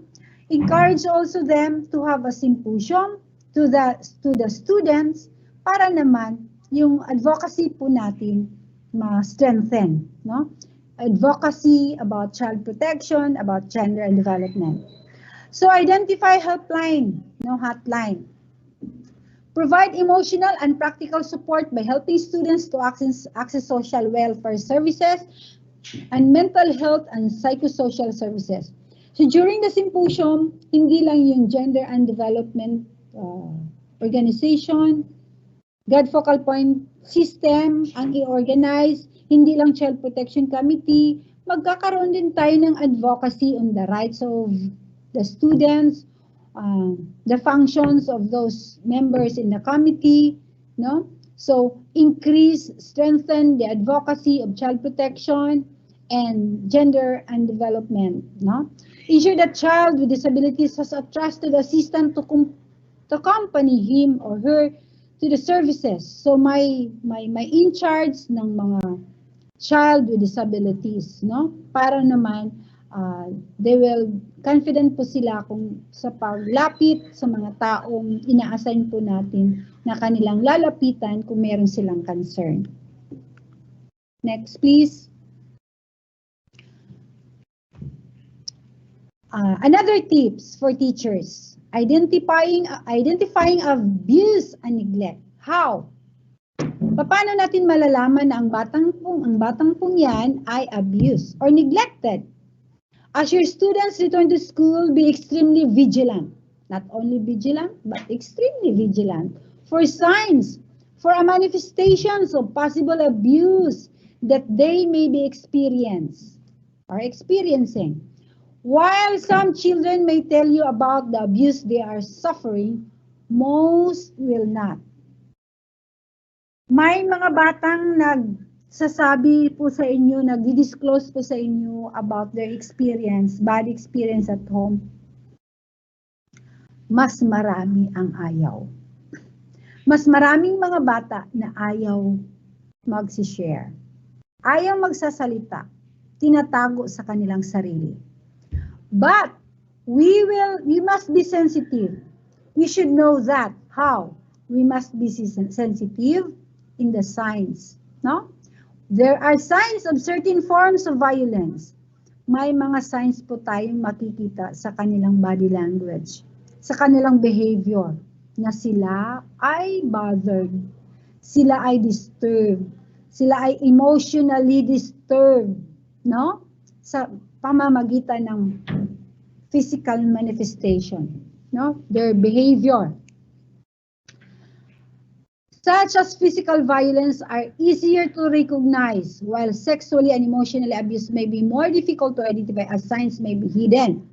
Indicators of abuse can be physically or behaviorally both. See the table. Okay, please next. Next slide, please. So tips for teacher again. When you suspect abuse or a child reports abuse to you, ensure you know the school's policy and procedures on child protection and child safeguarding. So bago po yan, dapat alam po natin ang mga policies ng school, policy ng DepEd in handling these situations like this. Ensure you know who you need to report. No? Who you need to report if you suspect abuse or a student disclose about to you and report immediately. Dapat alam ni teacher kung saan siya magre-report. No? Dahil sa klase mo, Halimbawa ako si teacher, may napansin akong bata na lagi na lang tahimik. Ang bata ay laging nag-iisa, ayaw makipaglaro, ayaw makipag-usap. Kung kakausapin ng classmate niya, nagagalit kaagad. No? Konting kamalian ng kanyang classmate, nagagalit kaagad. O di kaya sa high school, joke lang, nanuntok dayon. No? Dili makumidyahan, masuko dayon. So, bakit ganun? Bakit tahimik siya? Bakit nag-a-isolate siya sa kanyang sarili? Bakit ayaw niya makipag-usap? O di kaya bakit palagi siyang absent? Palagi siyang late? O di kaya maagang umuwi? No? Mag-una og uli. Dali og kawala. Nagkating classes. Sa mga behavior na ganyan, bakit ganun siya?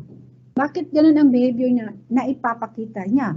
So, that is, you suspect that that student or that child is abused or neglected at home. No? So, nagdi-disclose siya sa'yo. So, sa pagdi-disclose niya, hindi mo alam kung anong gagawin mo. No? Hindi mo alam kung anong gagawin mo at ipagsasabi mo ba yan sa ibang co-teachers mo? Ipagsasabi mo ba yan sa inyong pamilya? Yung sinasabi ng bata, yung sinishare na experience, bad experience ng bata sa bahay, isishare mo ba yan sa pamilya, sa asawa mo? Isishare mo ba yan sa co-teachers mo? Remember that in DepEd Order number 40 series of 2012, there is what we call confidentiality.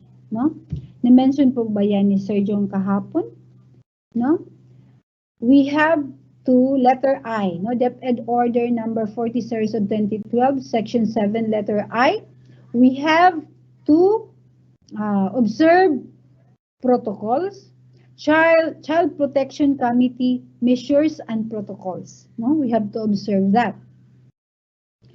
And we need to coordinate, letter L po of section 7D of 40 again.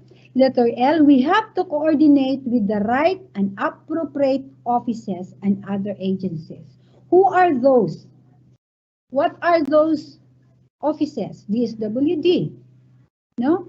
There are also non-government organizations, Child Protection Hotline, or School Child Protection Committee. No? Bago po tayo lalabas, doon muna sa school. Sino po ang ating si-sharean doon sa school? Of course, the School Child Protection Committee. No? Huwag yung security guard, huwag yung tindera sa kantin, huwag kahit sino-sino. The right committee, the right person na pagsasabihin po natin yung Child Protection Committee. I'm sure yung Child Protection Committee, oriented po yan na dapat kung anong i-disclose po sa atin, dapat with utmost confidentiality. No? Huwag po tayong magsasabi kahit kanino. Next, please. Next, please. If a student disclose abuse to you, what will you do? Sasabihin mo ba na, Diyos ko, unsa? Tinuod ka? No? Makikita sa iyong emosyon na nashock ka? No. Stay calm. Listen. Stay calm, huwag kang magpapakita na nashock ka, nga di ka katuo, nga sikuan, kaila ka, nga giinana ng bata. Stay calm. Listen respectfully and carefully. Listen respectfully and carefully with empathy. Empathy, di ba? Putting one's shoes to the child, di ba? To what he or she is saying, listen to, maminaw ka unsa iyang istorya, with respect, dayon with empathy. Ask about the student's worries or concerns and needs, and answer all of their questions. Recognize the student's feelings and respond without judgment. Recognize the student's feelings with respond and without judgment. Take action to keep the students safe and minimize harm, including harm that might arise from the sharing their experiences and the likelihood of abuse continuing. Take action to keep the students safe and minimize harm. So yung action na ginagawa mo, yung respond mo, yung pag-address mo sa issue na yan, na hindi mas lalong namimiligro yung bata. Na hindi nabubuli yung bata at hindi nahihiya yung bata. No? So you should consider that one. Provide information appropriate to the student's age about what you will do and whether and with whom you will need to share with information. You give information to the pupil, to the student, appropriate to their age. Ayun pag inistorya po og tiniguang anang bataa, anang estudyantha. Kung high school na siya, ayaw po siya binatai og answer. Kung bata pa siya, ayaw po siya answeri og hinamtong, appropriate to the age. Handle the disclosure with discretion. Ensure the conversation takes place in a place that maintains the student's privacy. If you suspect a student that has been abused, be aware of the evolving behavior of the child without making it obvious you are observing the child. Ayaw pagpahalata nga nag-observe ka sa bata, no? Sa estudyante. Kung abused siya, nakabalo jud ka nga abused siya, ayaw pagpahalata nga nakahibalo na ka. Ayaw pagpahalata nga nag-observe ka niya. Offer opportunities to discuss individually about issues that may worry the child. So, ayun po na nimo pag-istorya. Dali ragod mag-istorya ragod taon sa kuy nahitabo to. No. Dili ana. Find ways na dili ka makahalata na mo to imong tuyo, no? Offer opportunities to discuss individually abuse issues that may worry the child. Kanang dili siya mag-worry ang imong approach. Handle your suspicious with discretion. Do not make promises you cannot keep. Do not investigate any allegations your students make. Do not confront the alleged abuser. See? Pagkabalo nimo nga mo to siya ng rape, pagkabalo nimo nga mo to siya ng ulata, ayaw tugadtuwa ha? Ayaw kumprantahiya, dili na atong trabaho. Do not judge the offender or the offense. No? Basig miingon ka nga, basig nag-igat-igat ka, nag-kiat-kiat ka, mo nang giabuso ka. No? Basig gatubag-tubag ka, mo nang gikumot imong naong gibunalan ka. No? You are already judgmental for that. No? Imo na siyang giakusahan. So, adto po ka atong accuse. So, mingon jud ka, mo gito siya, mo gitong kaliwata gud to mangripay, no? So, do not accuse, do not give judgmental statements. Stress, grief, and mental health. As students come back to school, if they have experienced stressful or painful events, you might notice that they are. So, kung nagkakaroon sila ng experience na gano'n, abuse sila sa bahay, sexually, mentally, abuse sila sa bahay, physically, abuse sila sa bahay, no? They have stress, they have grief, dahil namatayan or nagkakaroon ng positive yung member sa bahay, nagkakaroon ng mental, health, no? Disorder sa bahay. So, ito ang mga signs. Sleepy, as they may have difficulty sleeping or have frequent nightmares. No, magsigiday na siya og nightmares sa panahon sa pagkatulog sa kagabion. Katulgon, no, scared, alert, and manifesting fears. Mahadlok siya. No, gamay lang kuan gani makuratan na siya. Bisag dili angay kahadlukan, nahadlok siya. No? Withdrawn and seeking isolation. Gusto lagi maglain. Muna akong giingon. Gusto maglain. Gusto maglain-lain. Dili mag-ipon sa daghan. Mag-inusara. No? Being sad and crying more than usual. Nagmasulubon. Inyo ginang manotice sa inyong classroom, sa inyong mga estudyante. Being sad and crying more than usual. Di ba na siya dali mo hilak sa una. Karon dayong imi. No? Palahilak na ng bata. Sa una di man unta. So there's something wrong. There's something happens at home. Sometimes for no apparent reason. Irritable and aggressive with peers and adults, gaya ng sinabi ko, madaling magalit, no? Complaining about stomach pain or headaches. Laging sinasabi, sus, may hindi dahil tanong, ang atong pagtuwa na sa una nga, basta sakitan ganigyan, waka kakaon, waka nakapamahaw. Mahaw man. So, naagid di ay something wrong, ana. Basta magsakit iyang tiyan, bisag nakakaon siya, pag interview, nagkakaon siya, na siya experience. Body experience siguro. Headaches. No? Masakit ang ulo. Starting to behave younger than they really are. No? Behave younger. So, mahitabo siguro dito sa mga secondary, sa mga high schools na to, young ones. Clinging, including to teacher, and exhibiting other dependent behaviors. Nabisag kaya niyang buhaton, magpalaban pagid, magpatabang pagid. Na? Exhibiting decreased interest in playing and engaging in playful activities. Di na mo apilog dula, di na mo apilog dula, di gani mo tanaw or uban igura mo tanaw. Getting distracted often or easily, showing difficulties in completing tasks. Igura mo sugod og trabaho dili mo human, no? Walay concentration sa task nga gihatag. And suffering a drop in motivation to learn and engage during lessons. Walay interest mo cut-on. Dili gusto makahibalo. Di ganahan maminaw. No? Dili siya motivated to learn.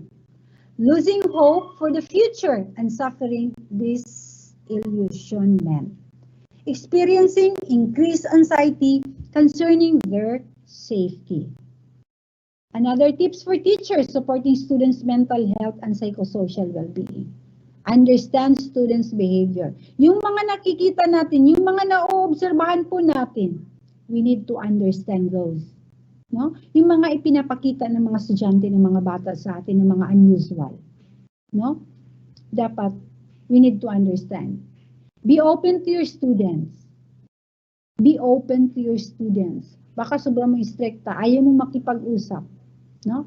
Baka sobra mo, mas ikaw ang irritable, mas ikaw na yun ng stress, no? So, hindi ka open sa mga bata. Mag-attempt na sana mag-share yung bata, mag-disclose yung bata sa iyo, yung estudyante sa iyo, gisira dahil mo. So, we should be open. No? Paano magiging open, ma'am?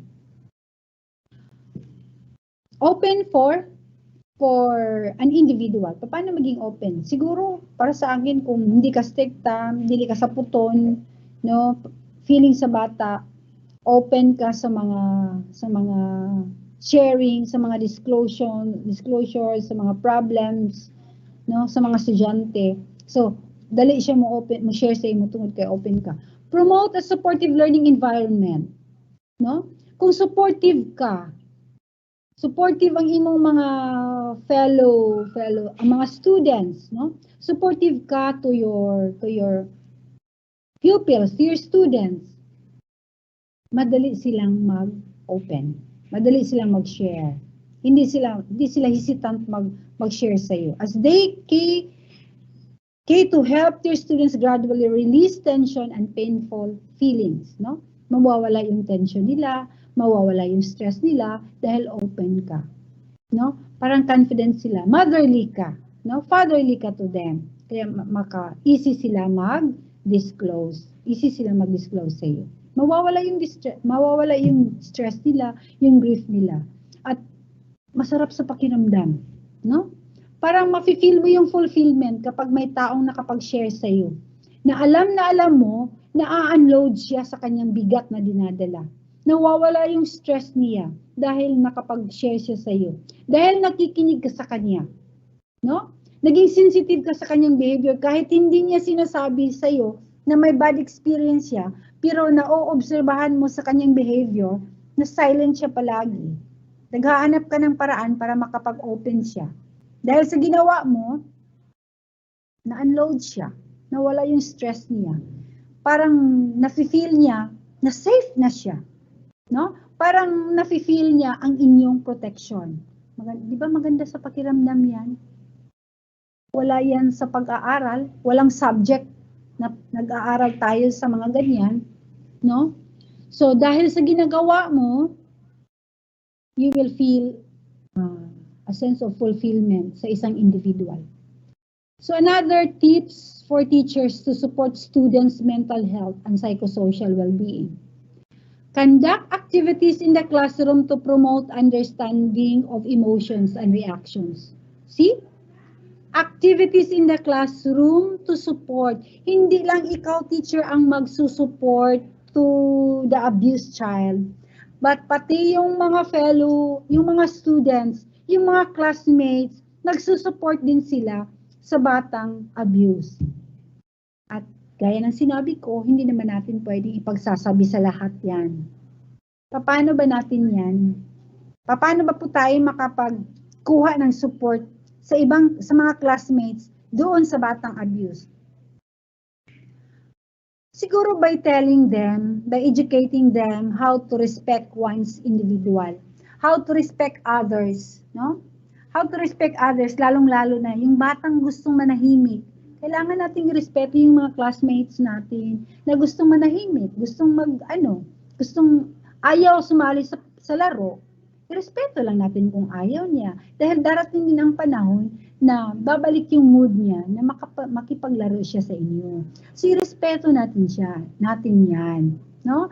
Kung ayaw niyang, kung magagalit siya, wag nating anuhin. Dili po nato siya balusan o kasuko.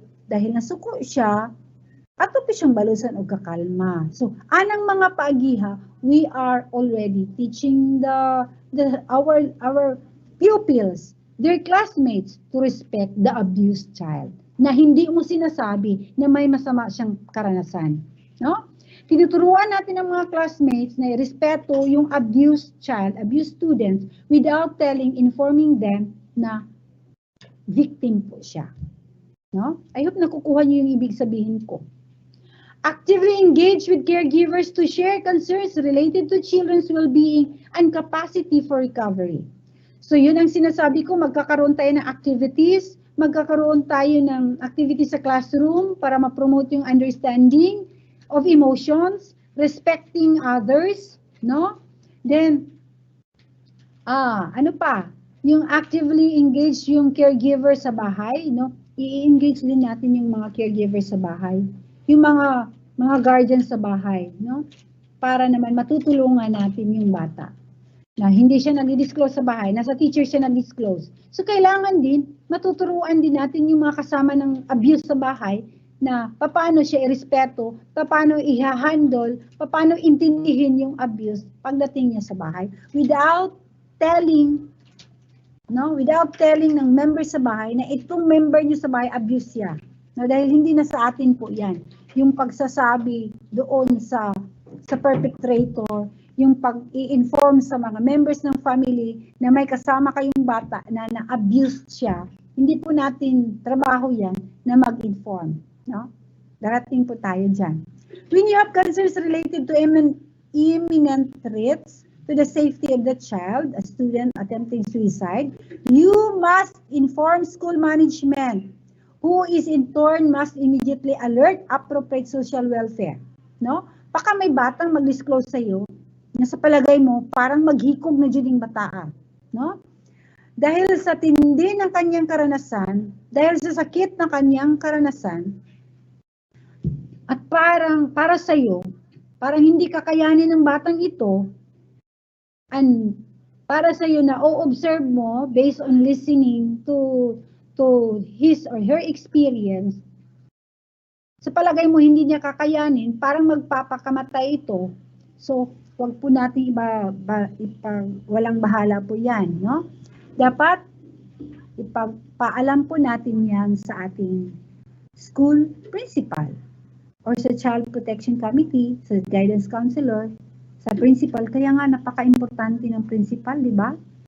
Kasi yung principal, siya ang chairman, siya ang leader ng Child Protection Committee. Aside from the committee, ikaw po ang pinakamataas dyan sa school, no? Since ikaw ang pinakamataas, ikaw ang tumututok sa lahat ng concern, sa lahat ng issue. Alam po natin yan. Alam niyo po yan. Nagpapaalala lang po. So when you have concerns related to imminent threats to the safety, to the life of the child, attempting suicide, you must inform the school management. No? Inform the school management. Next, please. So, tips for teachers supporting children with loss and grief. Some of your students may have experienced loss of family members dahil namatay sa COVID. No? Napakasakit. Gilubong diretso, wala ganita kakita. Pagikan sa tumbalay, ning hawa siya kay mga sa doktor, magpa-doktor. Dayon, paghuman na-admit. Nabalitaan na lang nato nga members sa atong family na wala na, gilubong na lang dahil diretso kay na COVID na positive di ay. They may be struggling to cope with loss and grief. In addition to the above tips in creating supportive environment for your students, being open to your students to discuss these feelings and being alert to sign of distress. No? Kanang mga ingon anak di ay. Ato siyang hayaan nga mag-share siya. Kaysa iyang pag-share, na-release ang tanan niyang kaguol. Na-release ang tanan niyang gibati nga kaguol sa atong nga sitwasyon, atong nga experience. Kung ma-release to siya, mawala, mapagaanan ang ihang kabugat ng gibati. If this choose to speak to you, help students talk about the person they have lost. No? Help students talk about the person they have lost. This can be in terms of describing the person. No? Di ay, namatay siya. I-describe daw to siya. Kinsa sa to siya? Unsa dito siya? No? Disappearance, their appearance that they like to do, the time the child spent with them and things they did together. Remember, do not say or imply that just because other children have been through similar painful experience, they should listen to the difficult emotions and they should experience it. You listen, no? You just listen. You can use age-appropriate toys, artwork, and other creative ways. Role play, puppets, writing journals. So this will apply to the early grades. Itong last line. Next. It is important to refer to a child as the child who loses his mother, to their parents, because this will become the child's whole identifier rather than allowing them to retain. No? Refer to parents. Refrain from using technical terminology or psychology diagnosis such as depression. So, na-depressed day ka, na-distress ka, no? So, refrain from using technical terminologies. Katong mga laglom na kay para sa ilaha, no? Nga, kita ra mga maestra nakasabot, ayaw na to gamita, no?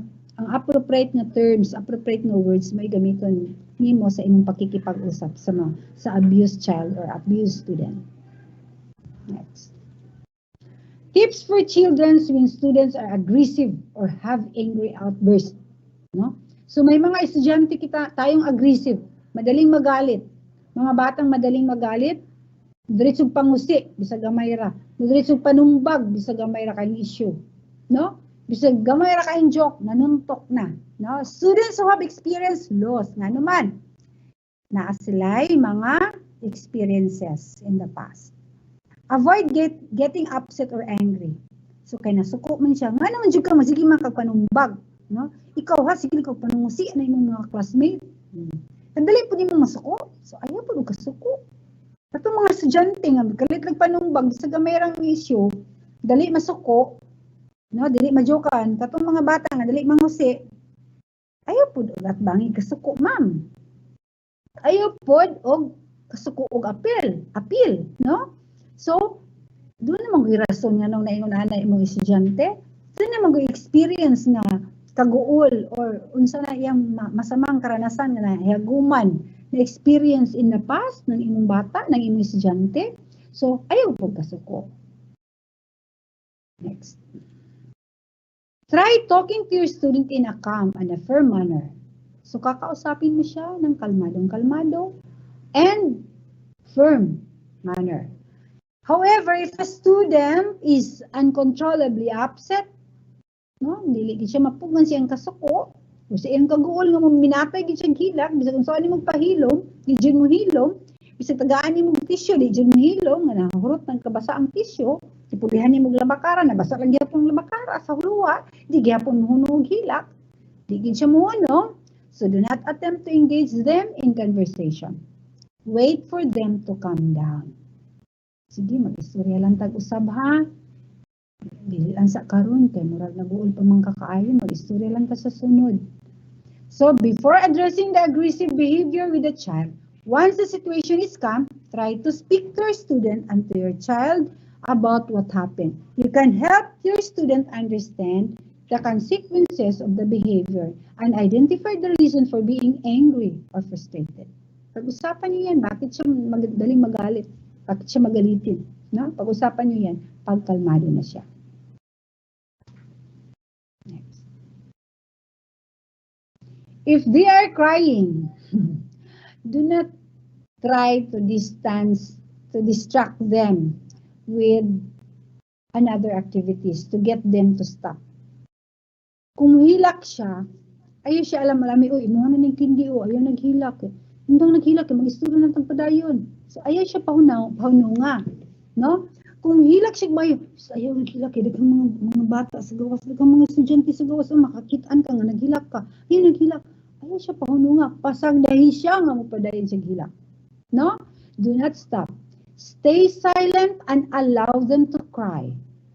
Once they have calmed down, gently and respectfully address the issue they are crying about. One option is also to give your student a time out from the classroom. I-excuse siya sa classroom. Letting them calm down and regain control over themselves. However, this should be done only if there is a trusted adult who can supervise and be of support to the child while out of the classroom. Kung imo sa siyang i-excuse sa klase, be sure na naay someone nga trusted, confident siya na makauban niya sa iyang paggawa sa classroom. You should report to school management, which should refer the case to existing service providers to dedicate and specialize mental health and psychosocial support services. Teacher, tell this to your principal. And the principal will address this to the professionals or to the service providers, no? For dedicated and specialized mental health who can address this. Continues to be overwhelmed by immediate or emotional reactions, has severe physical reactions, is very withdrawn and unable to return to daily activities, lack of orientations of time and place, cannot remember events of the past 24 hours, gets overly aggressive and violent, speaks about attempts suicide or self-harm, uses harmful coping next. Psychological first aid. Sus kadaghan, di ani no? Daghan kitag mga buluhaton, hindi balik sa face-to-face. So karong mga panahon na ang atong yatiman, ang ato ra yung kaugalingon nga di ta ma-stress. Sige na lang tag pananom og tanom, kay ingon sila pawala daw sa stress. No? Nagsige na lang ta og buhat sa balay nga di ta mag-uol, di ta ma-stress. Gilihay ginato tong kaugalingon nga di ma-stress. Pero inig face to face. Wa ko niingon nga karong opening ha. In case kung mag face to face, daghan kay tag buluhaton jud. Una ginatong buhaton gyud ang psychological, ang mental, no? Health sa atuang mga bata. Kay ngano man, mag-unsa man ang input nato sa atong mga learning areas kung ang mind setting, ang mood sa atong mga bata emotionally dili siya stable. Di ba? Mag-unsa man ang mga module nga atong itudlo input sa atong mga bata kung ang mental, ang emotional dili siya stable. So ato gid sa na siyang stabilize. Ug doon na tayo dako kay role ani ma'am principal. Dako kay tang role. Dako kay tang role ani kay ug dili gyud nato ni seryosohon, dili gyud nato ni buhaton nga with heart gyud siya. Dili na makita sa atong mga teachers nga ani ta ka seryoso ani atong mga buluhaton. Dili po na sila. Kay labi na igura ta mo himo. Ay ikaw la kung himuon ko ana member, ikaw pod member pa kuan pack submit. Wa sila kabalagon sa ilang function. Kung dili ta seryoso aning tanan, kanang imuhang attitude nga di ka seryoso. Mukurinti na padulong sa itong mga maestra. Dili po na sila magseryoso. Tinahaman po din na mukurinti gikan sa maestra padung sa bata. Pagkaluoy sa mga bata, wala na ito ma-address, wala na ito mahatag. Mandiritso din na police station. Tayan, kumusta ang atong kamiting? Way gamit. No? Sa ako ng giingon, ato ng tulubagon. The law is very harsh. Dili na, may excuse na to. So reflective, psychological first aid. So dili lang di ay first aid sa naisamad atong gamiton no andamon naapo da itay first aid para psychological first aid no provides immediate humane supportive and practical help to a child, not only to the child, to an adult. So asa mo na nimo ma-apply ng adult sa inyong balay dito na sa imong partner in life kasi nagkinahanglan nag first aid ug dili sa imong mga anak, sa imong mga kauban sa balay, members in the family who is suffering serious crisis events and who may need support. No? Kaya nga may mga families nga na-experience nga sa ilang family nga unong kabuok ang upat nag-positive. Dili ba di ay na disturbance sa imong emotion? No? Ang bata nga ni eskwela, mo pudto yang experience, no? So, a crisis events and who may need support, your support, no? And the support differs from professional counseling and you don't need to be a professional to provide it. Kinahanglan may eskwela sa guidance counseling, psychology, aya ka makatabang nila, makatabang na jud ka karon. You should provide respecting the dignity, culture and abilities of each recipient. Kanang atong mga learners, diverse learners, no? Nagkalain-lain nag culture gikan, nagkalain-lain nag religion, na gani religion nga dili magpa-vaccine. Na gani religion nga naa sila mga restrictions, no? Na gani culture nga lain-lain na basta kabalo na taan nga lain culture, lain religion, and we should respect that one. We should respect the religion, the culture, the dignity of our students, of our learners. Reflective listening. Di lang si paminaw diha. Padayon nag-istorya kay ako sa niya replyan kay makalimot unya ko. Sige na padayon nag-istorya diha. No. You should listen to the abuse nga ning open sa imuha. Reflective with 100% time sa imong pagpaminaw sa iya. Assessment of needs. Prioritization. Buhi isa ng imong cellphone. Prioritize the disclosure of the open kanang experience nga i-open sa imuha. Intervention, disposition. So, okay, next. Number 4, taking care of your own mental health. Na psychosocial well-being. Yan na. Dili lang atong mga estudyante, dili lang atong mga school children ang atong atimanon. Kita po sa itong kaugalingon, basig na natay fear, basig na wala ta kabalo nga dali na preta masuko. Sa patong mga signs dito, nga atong obserbahan sa itong mga bata, sa itong mga estudyante. No? So, taking care of your own mental health and psychosocial well-being. The last few months may have been very stressful for you and your family. You might be dealing with your own grief and loss of worried about financial issues and your own fears of COVID-19. Siguro wala na kayo ng financial issues kasi nagdawat naman tao cash allowance, nagdawat po tag PBB, bago po itong nagdawat po bonus pagani, no? So wala na kayo ng financial issues or kung naagihapon yun taan ng financial issues, mo na itong worries. But what about the families nga naka-experience o nawad-an o isa ka member sa family? Di ba po kaguol? O wala, naka-recover, naulian ra. Pero ni-experience kita stress tungod kay nag-positive iyang manghod, nag-positive iyang magulang, nag-positive iyang mama or whatever. You may feel increased pressure as you help your students return to school. Kay ikaw po nagkinahanglan po ka o naapod kay gikinahanglan nga i-recover para sa inyong self. So kinahanglan jud ka mag-recover nga naman. Kay mo tamang bibi kasi mga estudyante ini kabot sa eskwelahan, ni klase, no? It is very important that you look after yourself and your own mental well-being.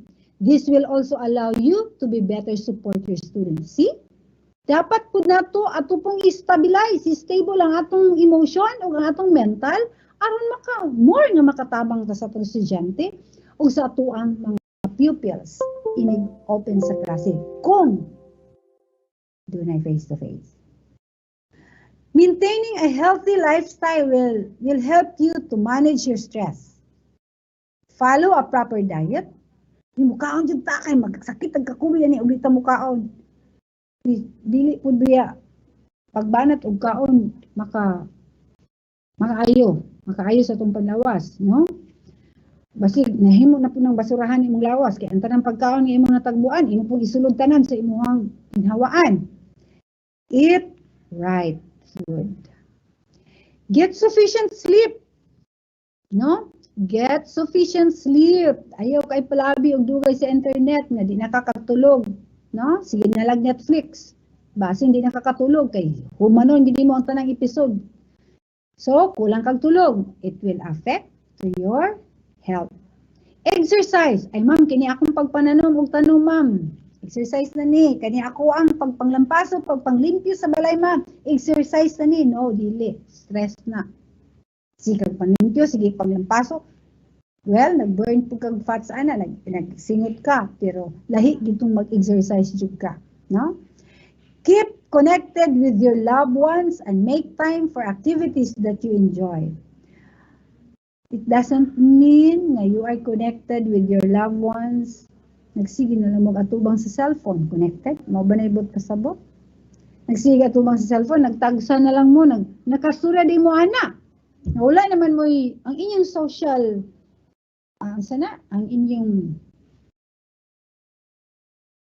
inyong connection with each other sa inyong loved ones, wala na. Sige, siguro po tingali, gatik sanay ragyapon, bisa nagatbang mo.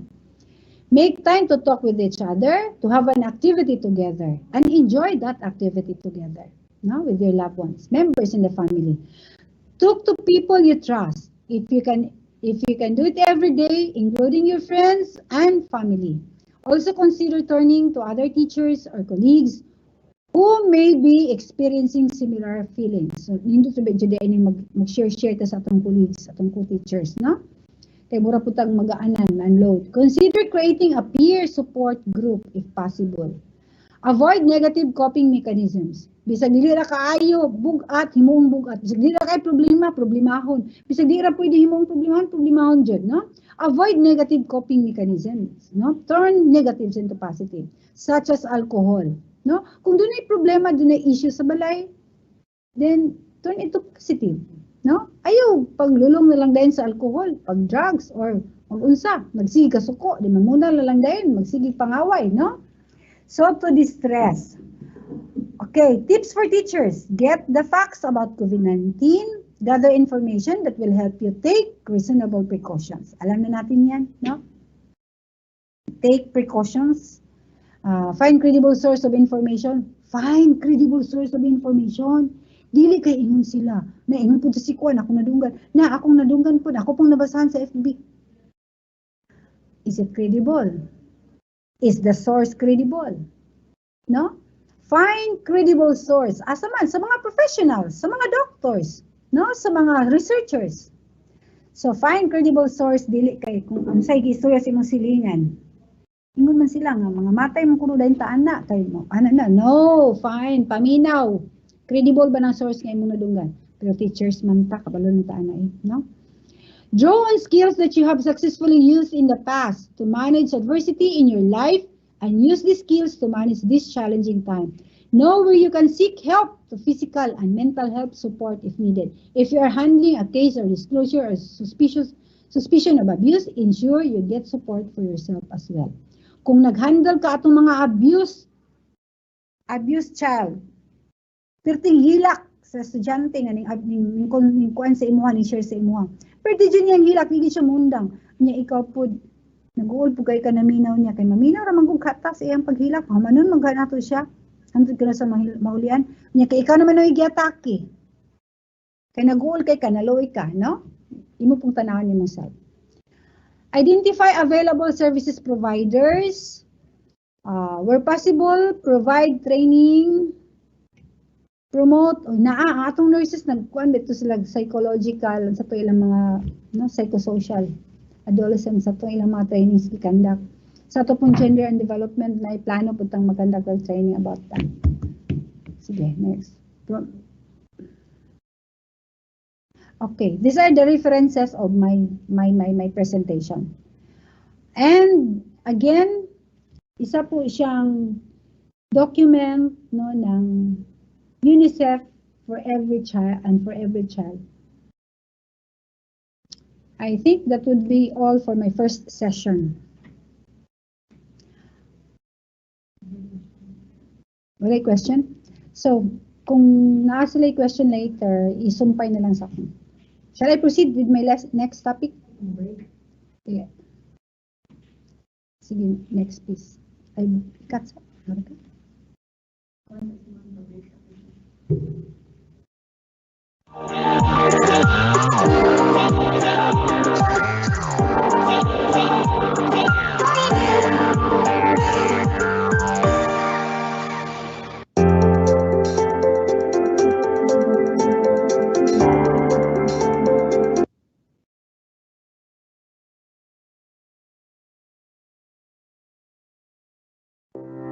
Zamboanga del Sur Division, one of the largest divisions in Zamboanga Peninsula, has been the forefront of innovation and exemplary services even amidst the challenges posed by this pandemic. Led by its school's division superintendent, Dr. Maharani Jacinto, and through its more or less 10,000 personnel, it has remained dedicated in its pursuit for excellence and its mandate of ensuring the delivery of quality basic education to its learners. With a strong partnership with the local government and various community sectors, this division was able to engage in both curricular and extracurricular endeavors, such as the Adab a Barangay Bayanihan project. With the production of self-learning modules, the division also conducted a unified and simultaneous orientation to its parents. Signifying the laudable leadership, SDS Jacinto also led the monitoring of Glab Elementary School, a last mile and IPED school in the province. With their limited resources, Principal Joel Arnejo and the teachers of Glab Elementary School also featured their program, Tingog sa Kawanangan. This division also has a weekly radio program named Ang Takna sa DepEd. Also recently implemented the Walkie Talkie project.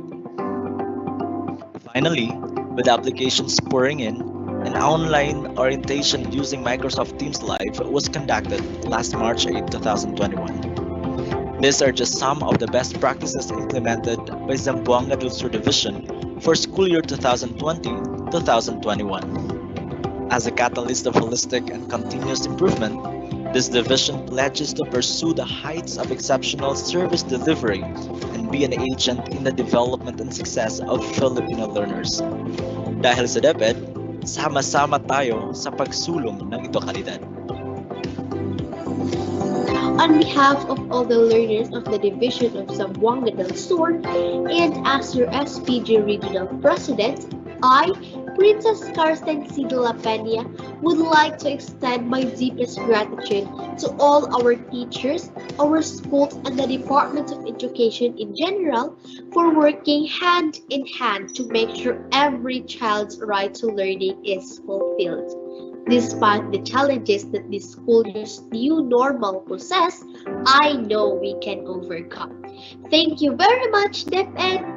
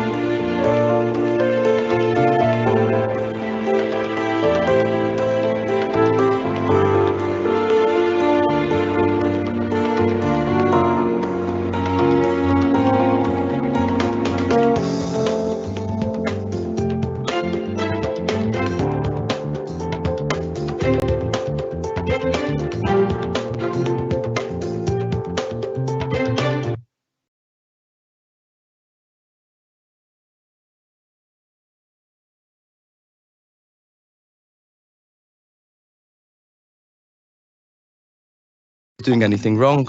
That was just the way kids were raised around here. It didn't make me behave.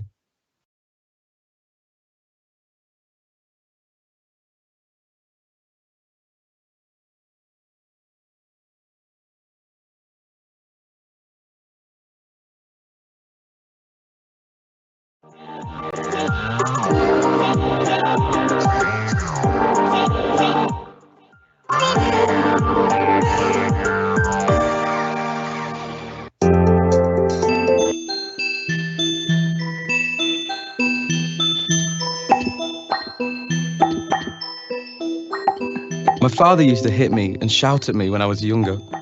He didn't think he was doing anything wrong. That was just the way kids were raised around here. It didn't make me behave any better. It only made me feel insecure and sad and angry. I was only 8 when the soldiers came. I ran away as fast as I could. I did not know where my family was.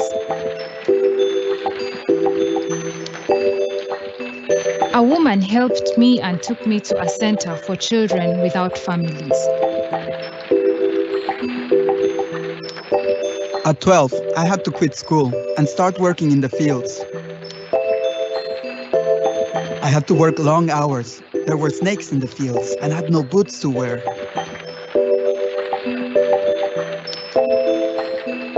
By the time I was 16, my family decided I should get married. I didn't want to get married so young, but I thought I had no choice.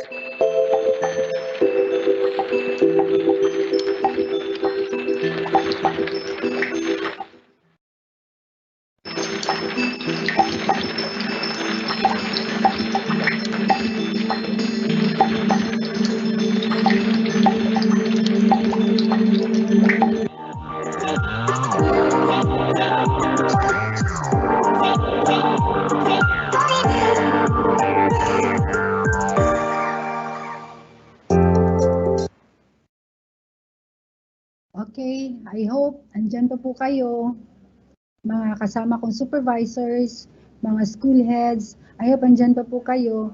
Konti na lang po ito.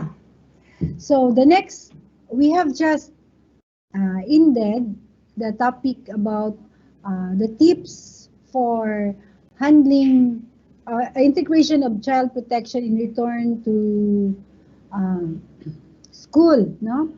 Tips po ng school manager, tips po ng teacher, how to handle out, tips po ng principal, tips po ng teacher, tips po ng school management, no? During or kung mangyayari na may face-to-face, no? Na ipapakita ko rin sa inyo kanina yung mga cases natin in the municipalities from 2018, 2019 hanggang 2021, no? Meron talaga tayong mga abused child, no? Sexually abused children sa ating mga municipalities. Not all nga, pero meron talaga, no? So sa darating na pasukan, kung mangyayari po na may face-to-face, isa po yun sila sa ating mga i-cater, i-address, no? Na mga estudyante, na mga bata po natin. Hindi nga lang sa darating na face-to-face, kung magkakaroon po tayo ng pagkakataon ngayon, kahit walang face-to-face, magkakaroon po tayo ng pagkakataon na matutulungan po natin sila, mas maganda, no? So, how the continuation of today's session is how to handle an abused child, no? Bigyan po natin ito ng focus, no? When do children disclose? Kailan ba magdi-disclose yung bata? Sana malaman natin kung kailan siya magdi-disclose sa atin para mapaghahandaan din natin, no? Maihahanda din natin ang ating mga sarili, no? So, there is no perfect time. Hindi natin alam kung kailan siya magsasabi, kung kailan niya sasabihin sa atin yung problema niya, yung experience niya, at yung iba naman ay hindi magdi-disclose. Manatiling manahimik, manatiling nasa tabi, at hindi makikipag-usap. No? So, some tell immediately after they are abused. Yung iba naman, pagkatapos ng pangyayari, tumatakbo kaagad at nagsusumbong. No? So, may nagdi-disclose, may hindi nagdi-disclose, at wala talagang eksaktong oras. Some experience the abuse many times before they disclose. Yung iba naman, hinahayaan yung perpetrator na mangyayari paulit-ulit saka na nagdi-disclose. No? Bakit kaya? Bakit kaya hinahayaan pa saka na magsusumbong? Next, please. There is no perfect time. Okay. Factors that inhibit disclosure. There are reasons. There are factors that inhibit disclosure. Feelings of fear. Natatakot. Dahil tinatakot. No? Yung sasabihin ng perpetrator or sasabihin ng taong nag-a-abuse sa kanya, papatayin kita, papatayin ko yung ano mo kapag sinasabi mo, no? Ito ang mangyayari sa iyo kapag nagsasalita ka, no? What else? Guilt. Nagigilty siya dahil baka may nagawang maganda sa kanya, sa kanilang pamilya, no? O di kaya nahihiya, no? So ito ang mga rason, ito ang mga factors that inhibit disclosure. The perpetrator lives with the child and is someone they love. Yung taong nananakit sa kanya, na umaabuso sa kanya, o di kaya yung perpetrator kasama na rin niya sa bahay. Lagi niyang nakikita. O di kaya mahal siya. Yung perpetrator, mahal siya ng taong minamahal ng abuse. Example. Example ha, stepfather. No? Siyempre, yung mama niya, mahal niya yung mama niya. Pero alam ng bata, alam ng abused child, na mahal ng mama niya yung perpetrator. So kaya ayaw niyang magsumbong. Kaya ayaw niyang mag-disclose. Feeling that they have contributed or are to blame. So, feeling din ng bata, baka siyang i-blame. Or baka papagalitan siya. No? Dahil sa nangyari, kaya ayaw niyang mag-disclose. Factors that may prompt disclosure. Ito rin ang mga factors that may prompt disclosure. New friendship. Life education programs at school. So dahil sa lesson ng teacher sa school, or dahil sa naririnig niya sa kanyang kaibigan, ang mga sitwasyon na pareho sa kanya, ang experience pareho sa kanya, na-educate siya, biglang nagbukas ang kanyang isipan, kaya she decided to disclose. O di kaya napanood niya sa TV, sa teleserye, na may pangyayari doon na katulad sa kanya experience, nagdi-disclose. So, it motivate her also to disclose. Obvious injury or health concern. Kailangan niya talagang mag-disclose kasi nagdudugo na siya. No? O di kaya may pali siya, may bukol o gano'n na kailangan ipapagamot ba, no? So, kailangan niyang mag-disclose kasi obvious na talaga ang pangyayari. Nakikita na. So, yung mga pangyayari ng isang abuse ay hindi mo maiintindihan kung hindi ka magsusuot sa kanyang sapatos. Kung hindi mo isusuot ang kanyang sapatos, hindi mo siya maiintindihan. Hindi ka maaawa sa kanya. Kung hindi ka makikinig, kung hindi mo siya hahayaang napakinggan, kung hindi mo siya hahayaan na magsasalita, at kung hindi mo mapifeel ang kanyang, kung hindi mo ifi-feel ang kanyang nararamdaman. So whom do they choose to tell? Most commonly, a child will discuss details of their abuse with parents. No? Sasabihin niya sa kanyang parent. O di kaya sa kanyang yaya. O di kaya sa kanyang close friend. Sa kanyang kalaro, sa kanyang kaibigan. Sa mga secondary, sa kanyang best friend. Sa kanyang school friend. No? Or other family member or relative. Close friend's parent. No? Yung close friend ng kanyang mama, close friend ng kanyang tatay, na laging feel niya close silang dalawa, doon siya nagsasalita. No? Or sa kanyang teacher. Pero yung teacher na masungit, yung teacher na madaling magalit, do you think madali siyang pag-o-opena ng problem sa kanyang bata? Parang ayaw siguro nang mag-open ng bata kasi baka papagalitan siya, di kaya i-blame siya. No? Kasi yung teacher hindi open. So nabanggit ko na yan kanina. How do children and young people, these are the secondary, the students in the secondary level. How do children and young people talk about abuse? Often disclosure can appear indirect or incidental and revealed by changes in behavior. No?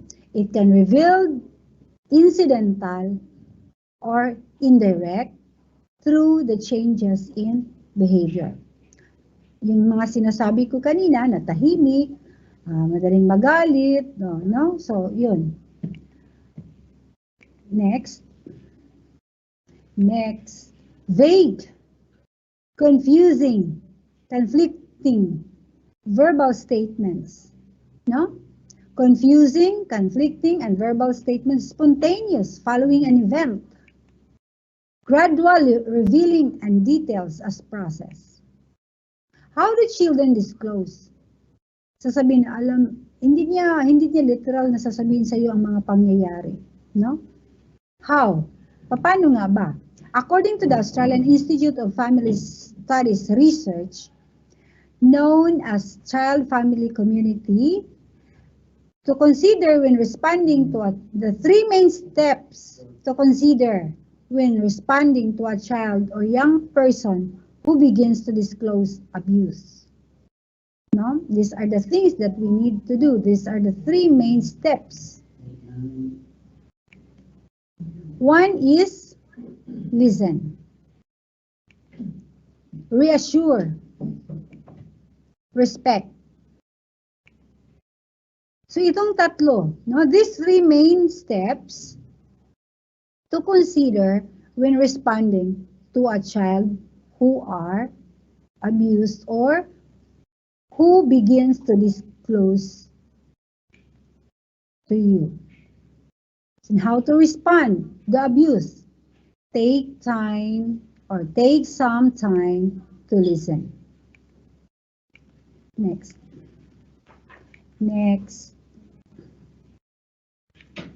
Check your environment. Tingnan mo muna yung paligid mo, yung kinalalagyan mo. Baka maraming taong nasa paligid mo na pwedeng makarinig sa kanyang ino-open sa'yo.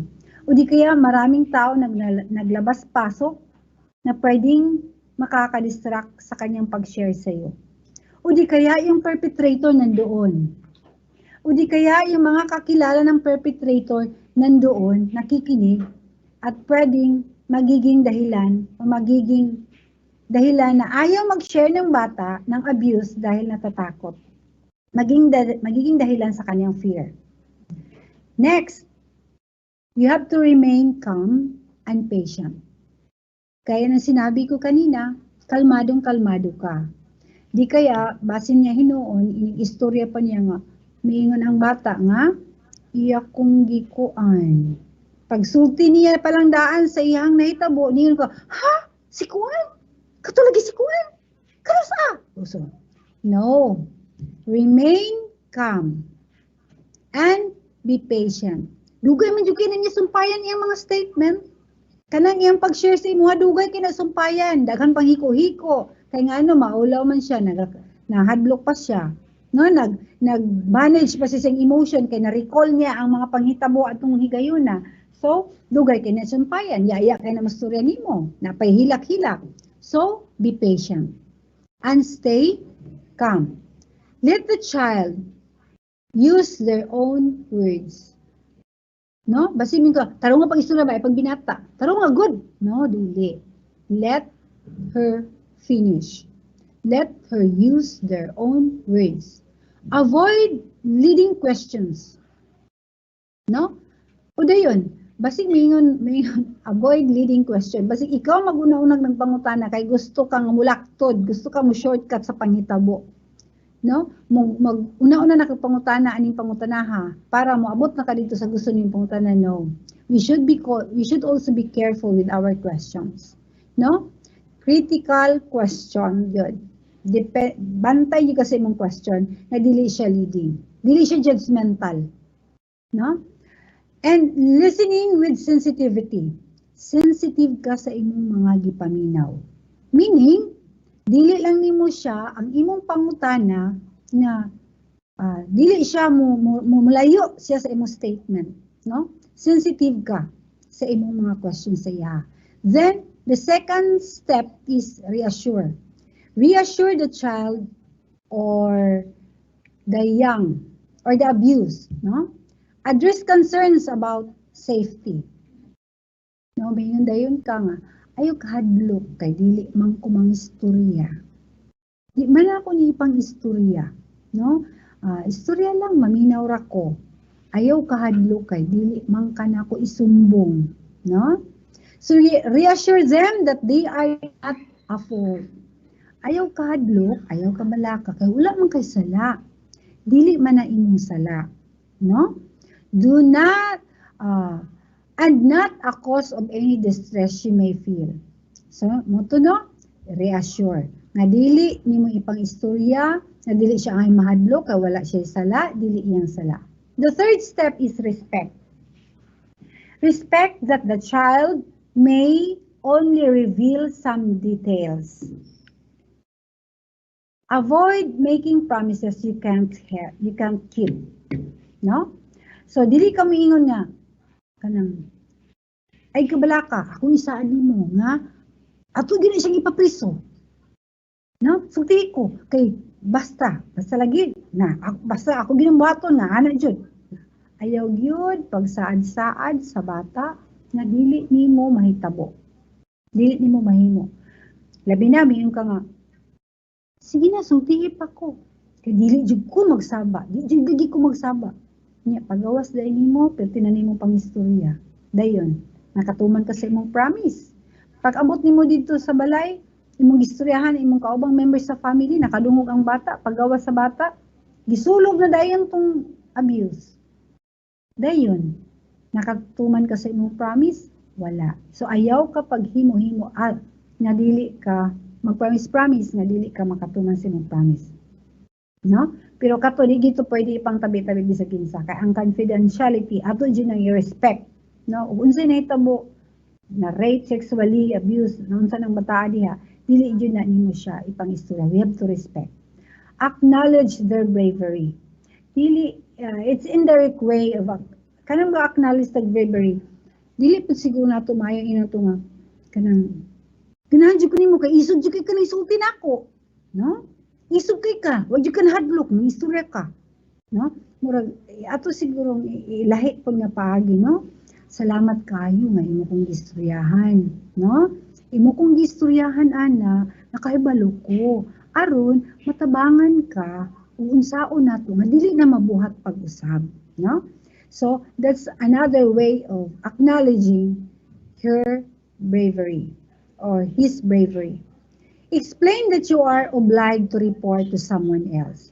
Dili kung kami nga dili ko magsaba ni sa pulis, no. You are not, you cannot keep that promise because whether you like it or not, ato jud na siya isulbi sa proper authorities, sa proper professional, sa proper agency na makahandle ana. So, mo istorya ta nga nangid ta. Mapahibalutan niya nga ato siyang i-report to someone else aron dili nakahilabtan. No? Atong istoryahan si principal aron Istoryahan si principal dili na kahilabtan aron si principal na mahibalong istorya aron dili na nabuhaton og usab sa imuha, no? Especially kung ang perpetrator naa sa school, no? Especially kay ang bata mahadlok ra ba jud na mo share mo disclose kay ang perpetrator ang nag-abuse niya teacher, no? Ang batang babae ang ga-abuse niya male teacher or ang batang lalaki ang ga-abuse po niya male teacher, no? So mahadlok gina siya mo disclose. So explain to the abuse. Now I have to report this to our principal. Aron dili na niya usbon og himo sa imuha. No, pero nalipay ko, acknowledge the bribery, nalipay ko nga sulti ka nako. Aron mapanalipdan ka sa sunod, dili malikaya na nga di gid tuos ba niya himo sa imo. Ay ka pala ka wala makay sala, ayo ka hadlok, dili ni imong sala. No? So, respect. Leading questions elicit just enough information in order to work out what action is required to protect the child. Just enough information. Use open rather than leading questions. No, sa husgado bitaw, parahon gid sa abogado nga naghatag na leading question na, no? Nganong mingon tag leading question kay kung maghatag kag leading question but pasabot ana ning hatag na kag conclusion nga mao na bisag dili pa to siya no? Mag-judge na ta. So leading questions mo ni. I don't like my uncle looking after me. So may leading question na. Does he make you afraid? Does he make you afraid? No, may bata di ko ganahan sa kong uncle. Hindi ko gusto mo uli sa mong balay kay na akong uncle. So may leading question na. Ano man unsa di gibuhat sa imong uncle? Unsa may buhat sa imong uncle nimo iyakang gi rape? No? So that's a leading question. Nga naman, yun sa di ka na iyakang gikuan? No, anak dayo, leading question. But, an open question. Ngano ning bati man kag ihunana? Ngano di ang dili kaganahan sa imong uncle? No? So, unsa di imong gibati niya? Ngano di makaganahan? I don't like to work, my hands hurts. Di ko gusto mo trabaho, di ko gusto manghugas kay, sakit kayo akong kamot. Is that a cigarette burn in your hand? No? Nasunog na sa sigarilyo? Di ko miskwila kay, di ko kalakaw, sakit kayo akong tiil. Nga naman na imong tiil, nga mura man nanglago mong daghan. Nga naman na imong tiil, nga mura makang napiang, nagkiang. Gibunalan na, niapil kag fraternity no. So, no, daghan, leading question na siya, concluding statement. So, how are we going to ask question? Imong kamot na pula. Sa day na itabuan na. Nagkiang kaglakaw. Nganong nagkiang makaglakaw na sa day na. No? Kalmado, but you did not give a concluding statement. Or a leading question. I'm scared to go on the camp with my class. Or, pwede pa ng bata may nga, di ko miskwila karon oy. Di ko miskwila, absent ko karon. So, may na yung leading question. Has someone in the class been hurting you? Isumbag ka dito? Wala man. Yung isa man yung di ganahan eh. Anong di ba ganahan miskwila? Nakapun si sir. Oh, so, nano di si sir? Yun sa di ka ni sir. Yun sa kanya. No, that's a leading question. What makes you feel scared? Di ka miskwila. Ano man? Oh, no? So, it's an open question. Daghang posible nga tubag. Daghang posible nga rason. After disclosure, so humana og disclose ang bata sa imuha, humana siya open sa iyang experience, sa iyang gibate. Humana ka nag-listen, humana ka naminaw, humana kag reassure, humana kag respect sa iyang pag-share nimo. After that, after the disclosure, hear them out. Clarify whether they have anything more to say. Sige, manginaw pa ko, napakailaing istorya. Napakaidugang istorya. Istorya pa kay maminaw ba man ko. Let them know what is going to happen. Thank him for talking with you. Don't leave them alone. No? Usama nang don't leave them alone. Biyaan na siya ring isa? No? Na-adyo kay somebody nga pwede niyang close niya, nga pwede maistorya-istorya niya, makauban niya, makatapad niya, nga pwede mo ay makatabang nga mas stable ang iyang feeling of fear, being fear, no? And kanang fear, unsecured, no? So, don't leave them alone. Uy, kuan, dyan, ato si kuan, si Alili, kay nag-inusara na po do, istura dito, pagdula mo. No? So, like that, don't leave them alone. So, I have this case study. Now, I want to share this with you. You and the learning support teacher are in the middle of a protective behavior session with students in year 5, in grade 5. As the lesson progresses to educating students regarding good touching and bad touching.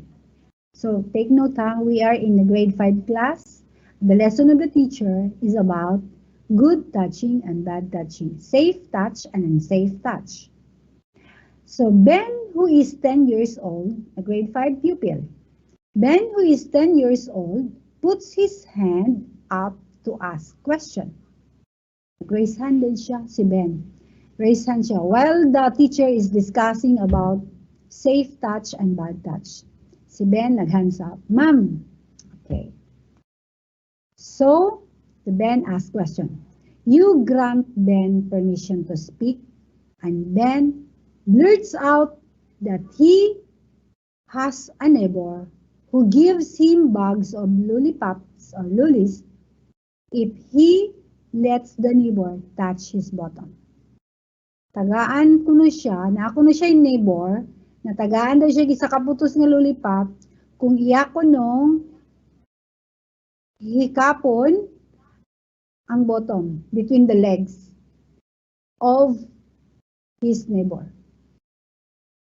So, is it safe or unsafe? Tagaan siya lollipop, kung hikapon niya, what is between the legs of his neighbor? Consider the steps you would take to protect Ben and facilitate his disclosure. Okay, can you imagine that? Imagine daw, if you are the teacher, how are you going? Si Ben, nag-disclose na siya sa imuha. How are you going to handle the situation? How are you going to address the issue of Ben? Si Ben, walay behavior nga gipakita, nga nag-isolate, nag-silent siya, nag-irritable siya.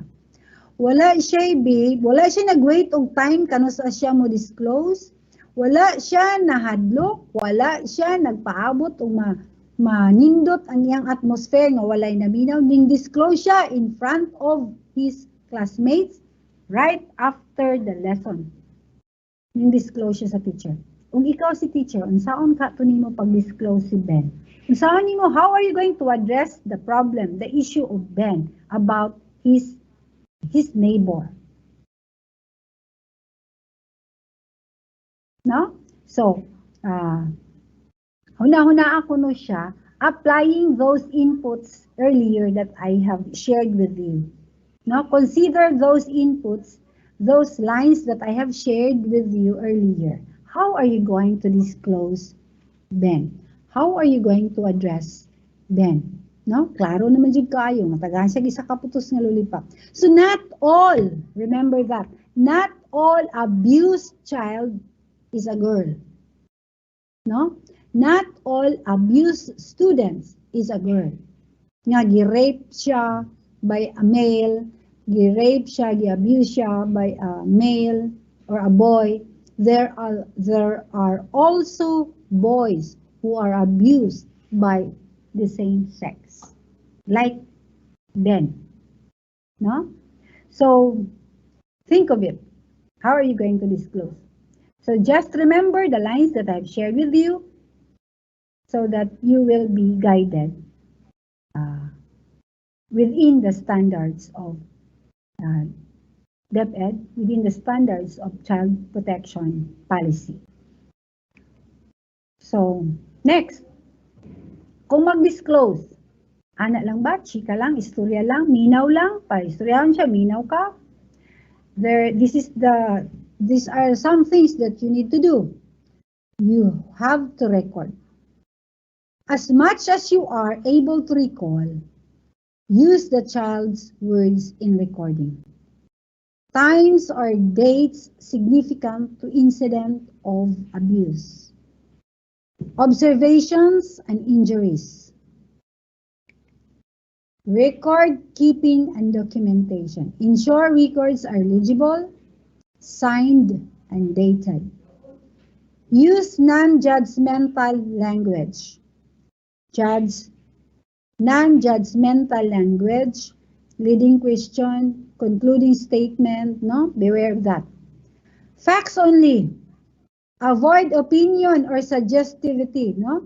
Avoid opinion. Basig mingon pag dapat unta ingon ani, no? So may gid siguro tatong ingon ana, no? Do not say that. That's an opinion or suggestive.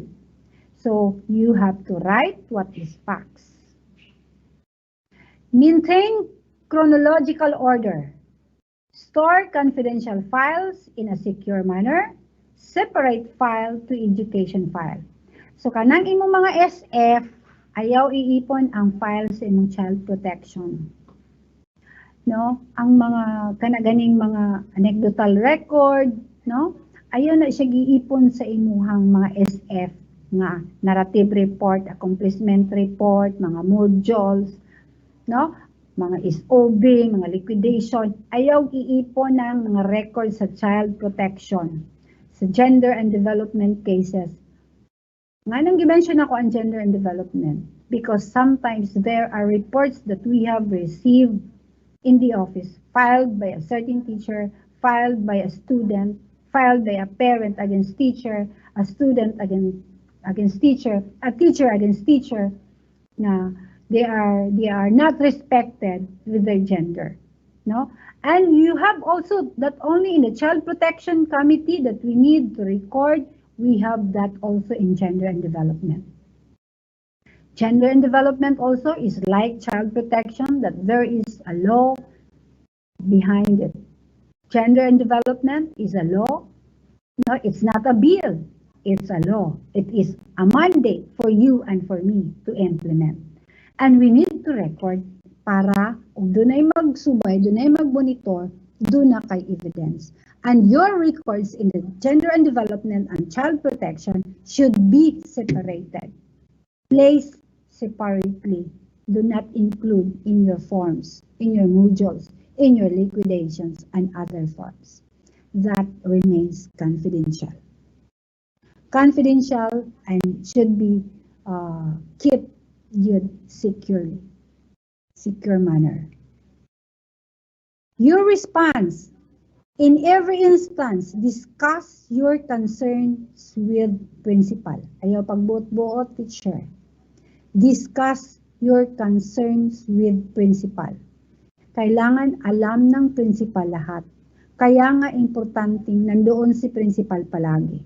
Kaya nga importanteng naka-attend ng convergence like this si principal, do not delegate para capacitated ka, para alam mo kung anong gagawin mo kung may mga problema na ganito sa inyong school. Kasi kung minsan, yung mga abused, yung mga victim na nasa school natin, dumiretso sa police station, na dapat dumaan yan dadaan po yan ng Child Protection Committee at ng Gender God Focal Point System. Dapat dumaan muna bago doon. At hihingian ka, nangyayari po ito. Ang region po, naghihingi ng report sa school. Ang region naghihingi ng report sa Child Protection at Gender and Development sa division. Si division po, naghihintay, humihingi ng report sa school. Walang report si school sa division office. May nangyayari kasi may nagre-report sa legal office. So nagkakandak ng investigation si division sa school. So, totoo pa lang, may nangyayari. May nangyayaring abuse. Pero si school kung protection committee, walang report na naaabot dito sa office. So, walang report. Since walang report, wala din report si division doon sa region. Nagtataka si region, kung bakit may kasong napunta doon sa region na wala namang report sinabit yung division. Walang report sinabit yung division dahil wala ring report sinabit yung school. So, nagkakaroon ng inconsistency ng reporting, ng reports, na dapat hindi mangyayari yan. Dahil sa hindi nag-function ang school committee. So, consider any immediate safety issue. Lahat po immediate sa mga ganong pangyayari. Sa mga issue na ganito, ito po ay immediate. Dapat po action kaagad ito. No? Hindi dapat pwede itong ipasagwalang bahala. Na unya-unya, limot-limot, lihay-lihay, no? Bungol-bungol, dili tagad-tagaron, ayaw. Kay manubag jud ta aning tanan. Especially kung mukaso, involved na kaso. Naabot rin sa legal team, mag-conduct man dynamic investigation.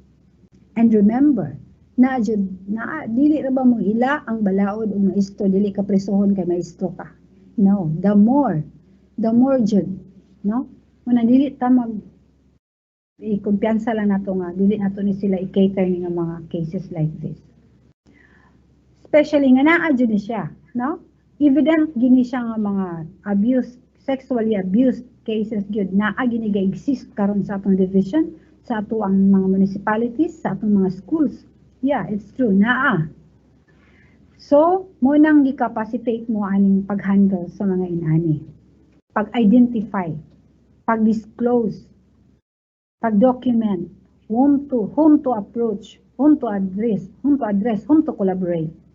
I'm sure, naka-organize na sa itong mga huna-huna. Kung asa ta, unsay atong buhaton, kinsa atong i-collaborate, kinsa atong i-coordinate, unsay buhaton, unsaon pag-identify kung abuse ang bata, unsaon pag-address sa bata nga abuse, unsaon pag-discover sa bata nga abuse na siya, nga wala man siya nagsulti. So no, I hope na sa gamay lang naadjud na naabot sa inyong mga huna-huna karon ha. Consider speaking with parents or other agencies. Monitor, create, or maintain a safe space. That will be our response.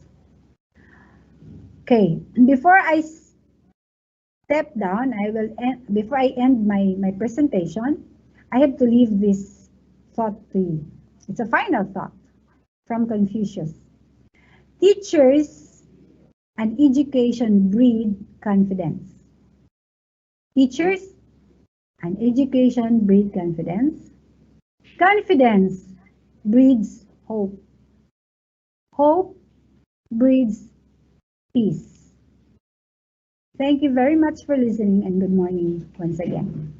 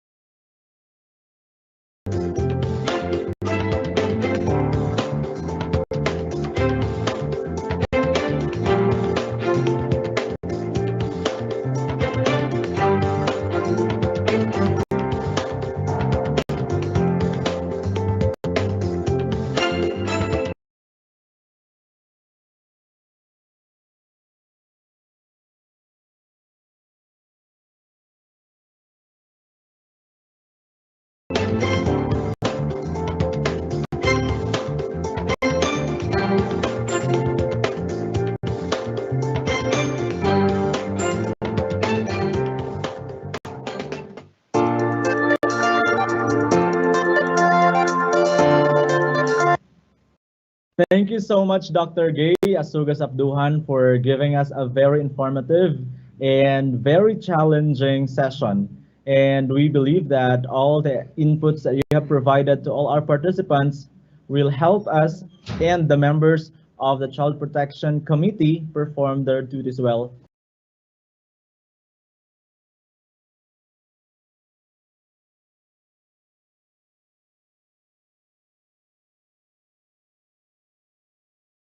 Especially that we are actually looking forward into having our children back in school.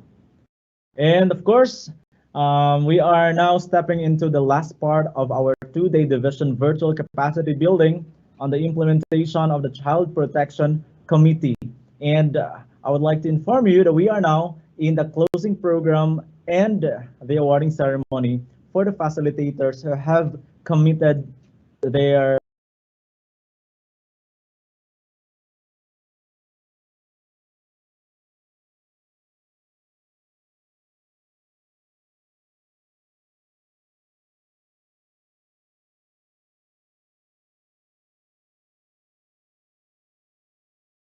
very wonderful service for the benefit of all the children in this division. To start with, at the outset, we are grateful to God for the success of our two-day division virtual capacity building, believing that this is the only way that we can continue to fulfill our duties, especially in the youth formation under the leadership of Miss Alili Grace Dilingating.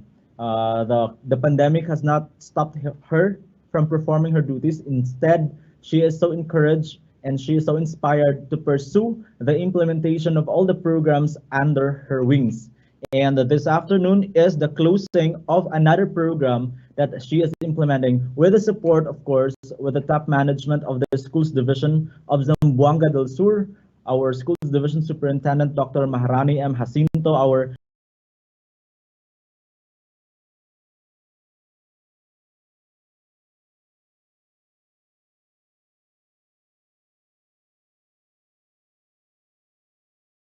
Assistant Schools Division Superintendents, Dr. Romeo M. Daligdig and Sir Raymond M. Salvador, our CID Chief, Dr. Juliet A. Magallanes, our SGOD Chief, Dr. Ernesto F. Tardo, all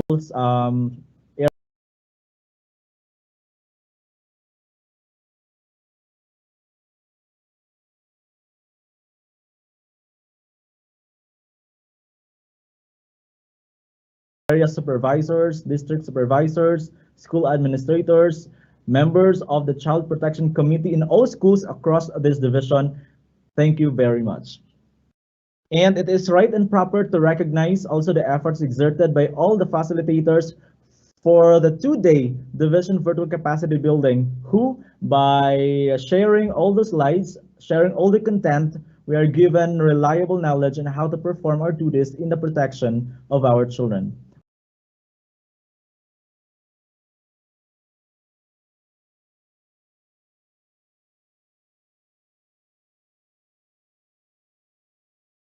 On the first day, we have Attorney Jill Alpeche.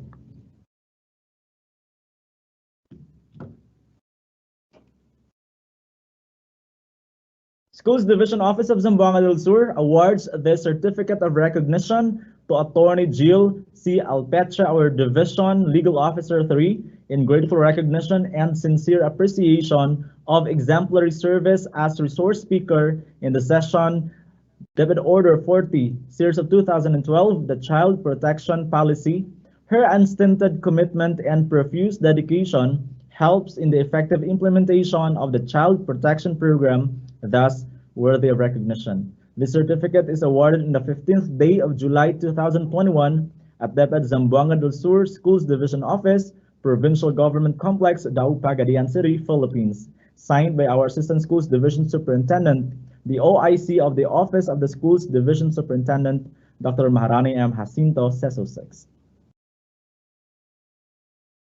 Certificate bearing the same citation is awarded to the Senior Education Program Specialist of the SMME, Arturo Jr. S. Antiquina. And of course, to complete the three facilitators of this activity, our Education Program Supervisor in Educación sa Pagpapakatao, Gay A. Abduhan, Doctor of Education. Mula po sa bumubuo ng Schools Division Office, especially with the Child Protection Committee in this division, nagpapasalamat po tayo sa lahat ng mga facilitators for giving us your time, sharing your expertise, and providing the field with the reliable knowledge to fulfill their duties in the child protection. At this point, we will give you our we will inform the public that this Child Protection Committee has been spearheaded originally by the Education Supervisor Alma Carbonilla, right? In the original setup of, she is considered as the Division Child Protection Specialist. Okay, that is in July 3, 2018, in DM 110 series of 2018. She is considered the Child Protection Specialist of the Schools Division of Zamboanga del Sur. In fact, on that year, there are only 2 recognized specialists in the Region 9, one from Zamboanga Sibugay and one from our very own division, and that is in the person of Dr. Alma Lapot Carbonilla. And at in the process of the change in the format of the child protection, it has been transferred to the School Governance and Operations Division and incorporated into the tasks under the youth formation. And that is now under the leadership of the Miss Alili Grace D. Lingating, and she will now be handling the child protection program in this division. To all the participants of this 2-day virtual capacity building, daghan kayong salamat, and we are looking forward for the positive impact of these sessions to your fulfillment of the duties in the schools. Once again, from the top management down to the facilitators and all the members of the production team, we would like to extend our heartfelt gratitude for your cooperation and participation. Mabuhay po ang Zamboanga del Sur Division.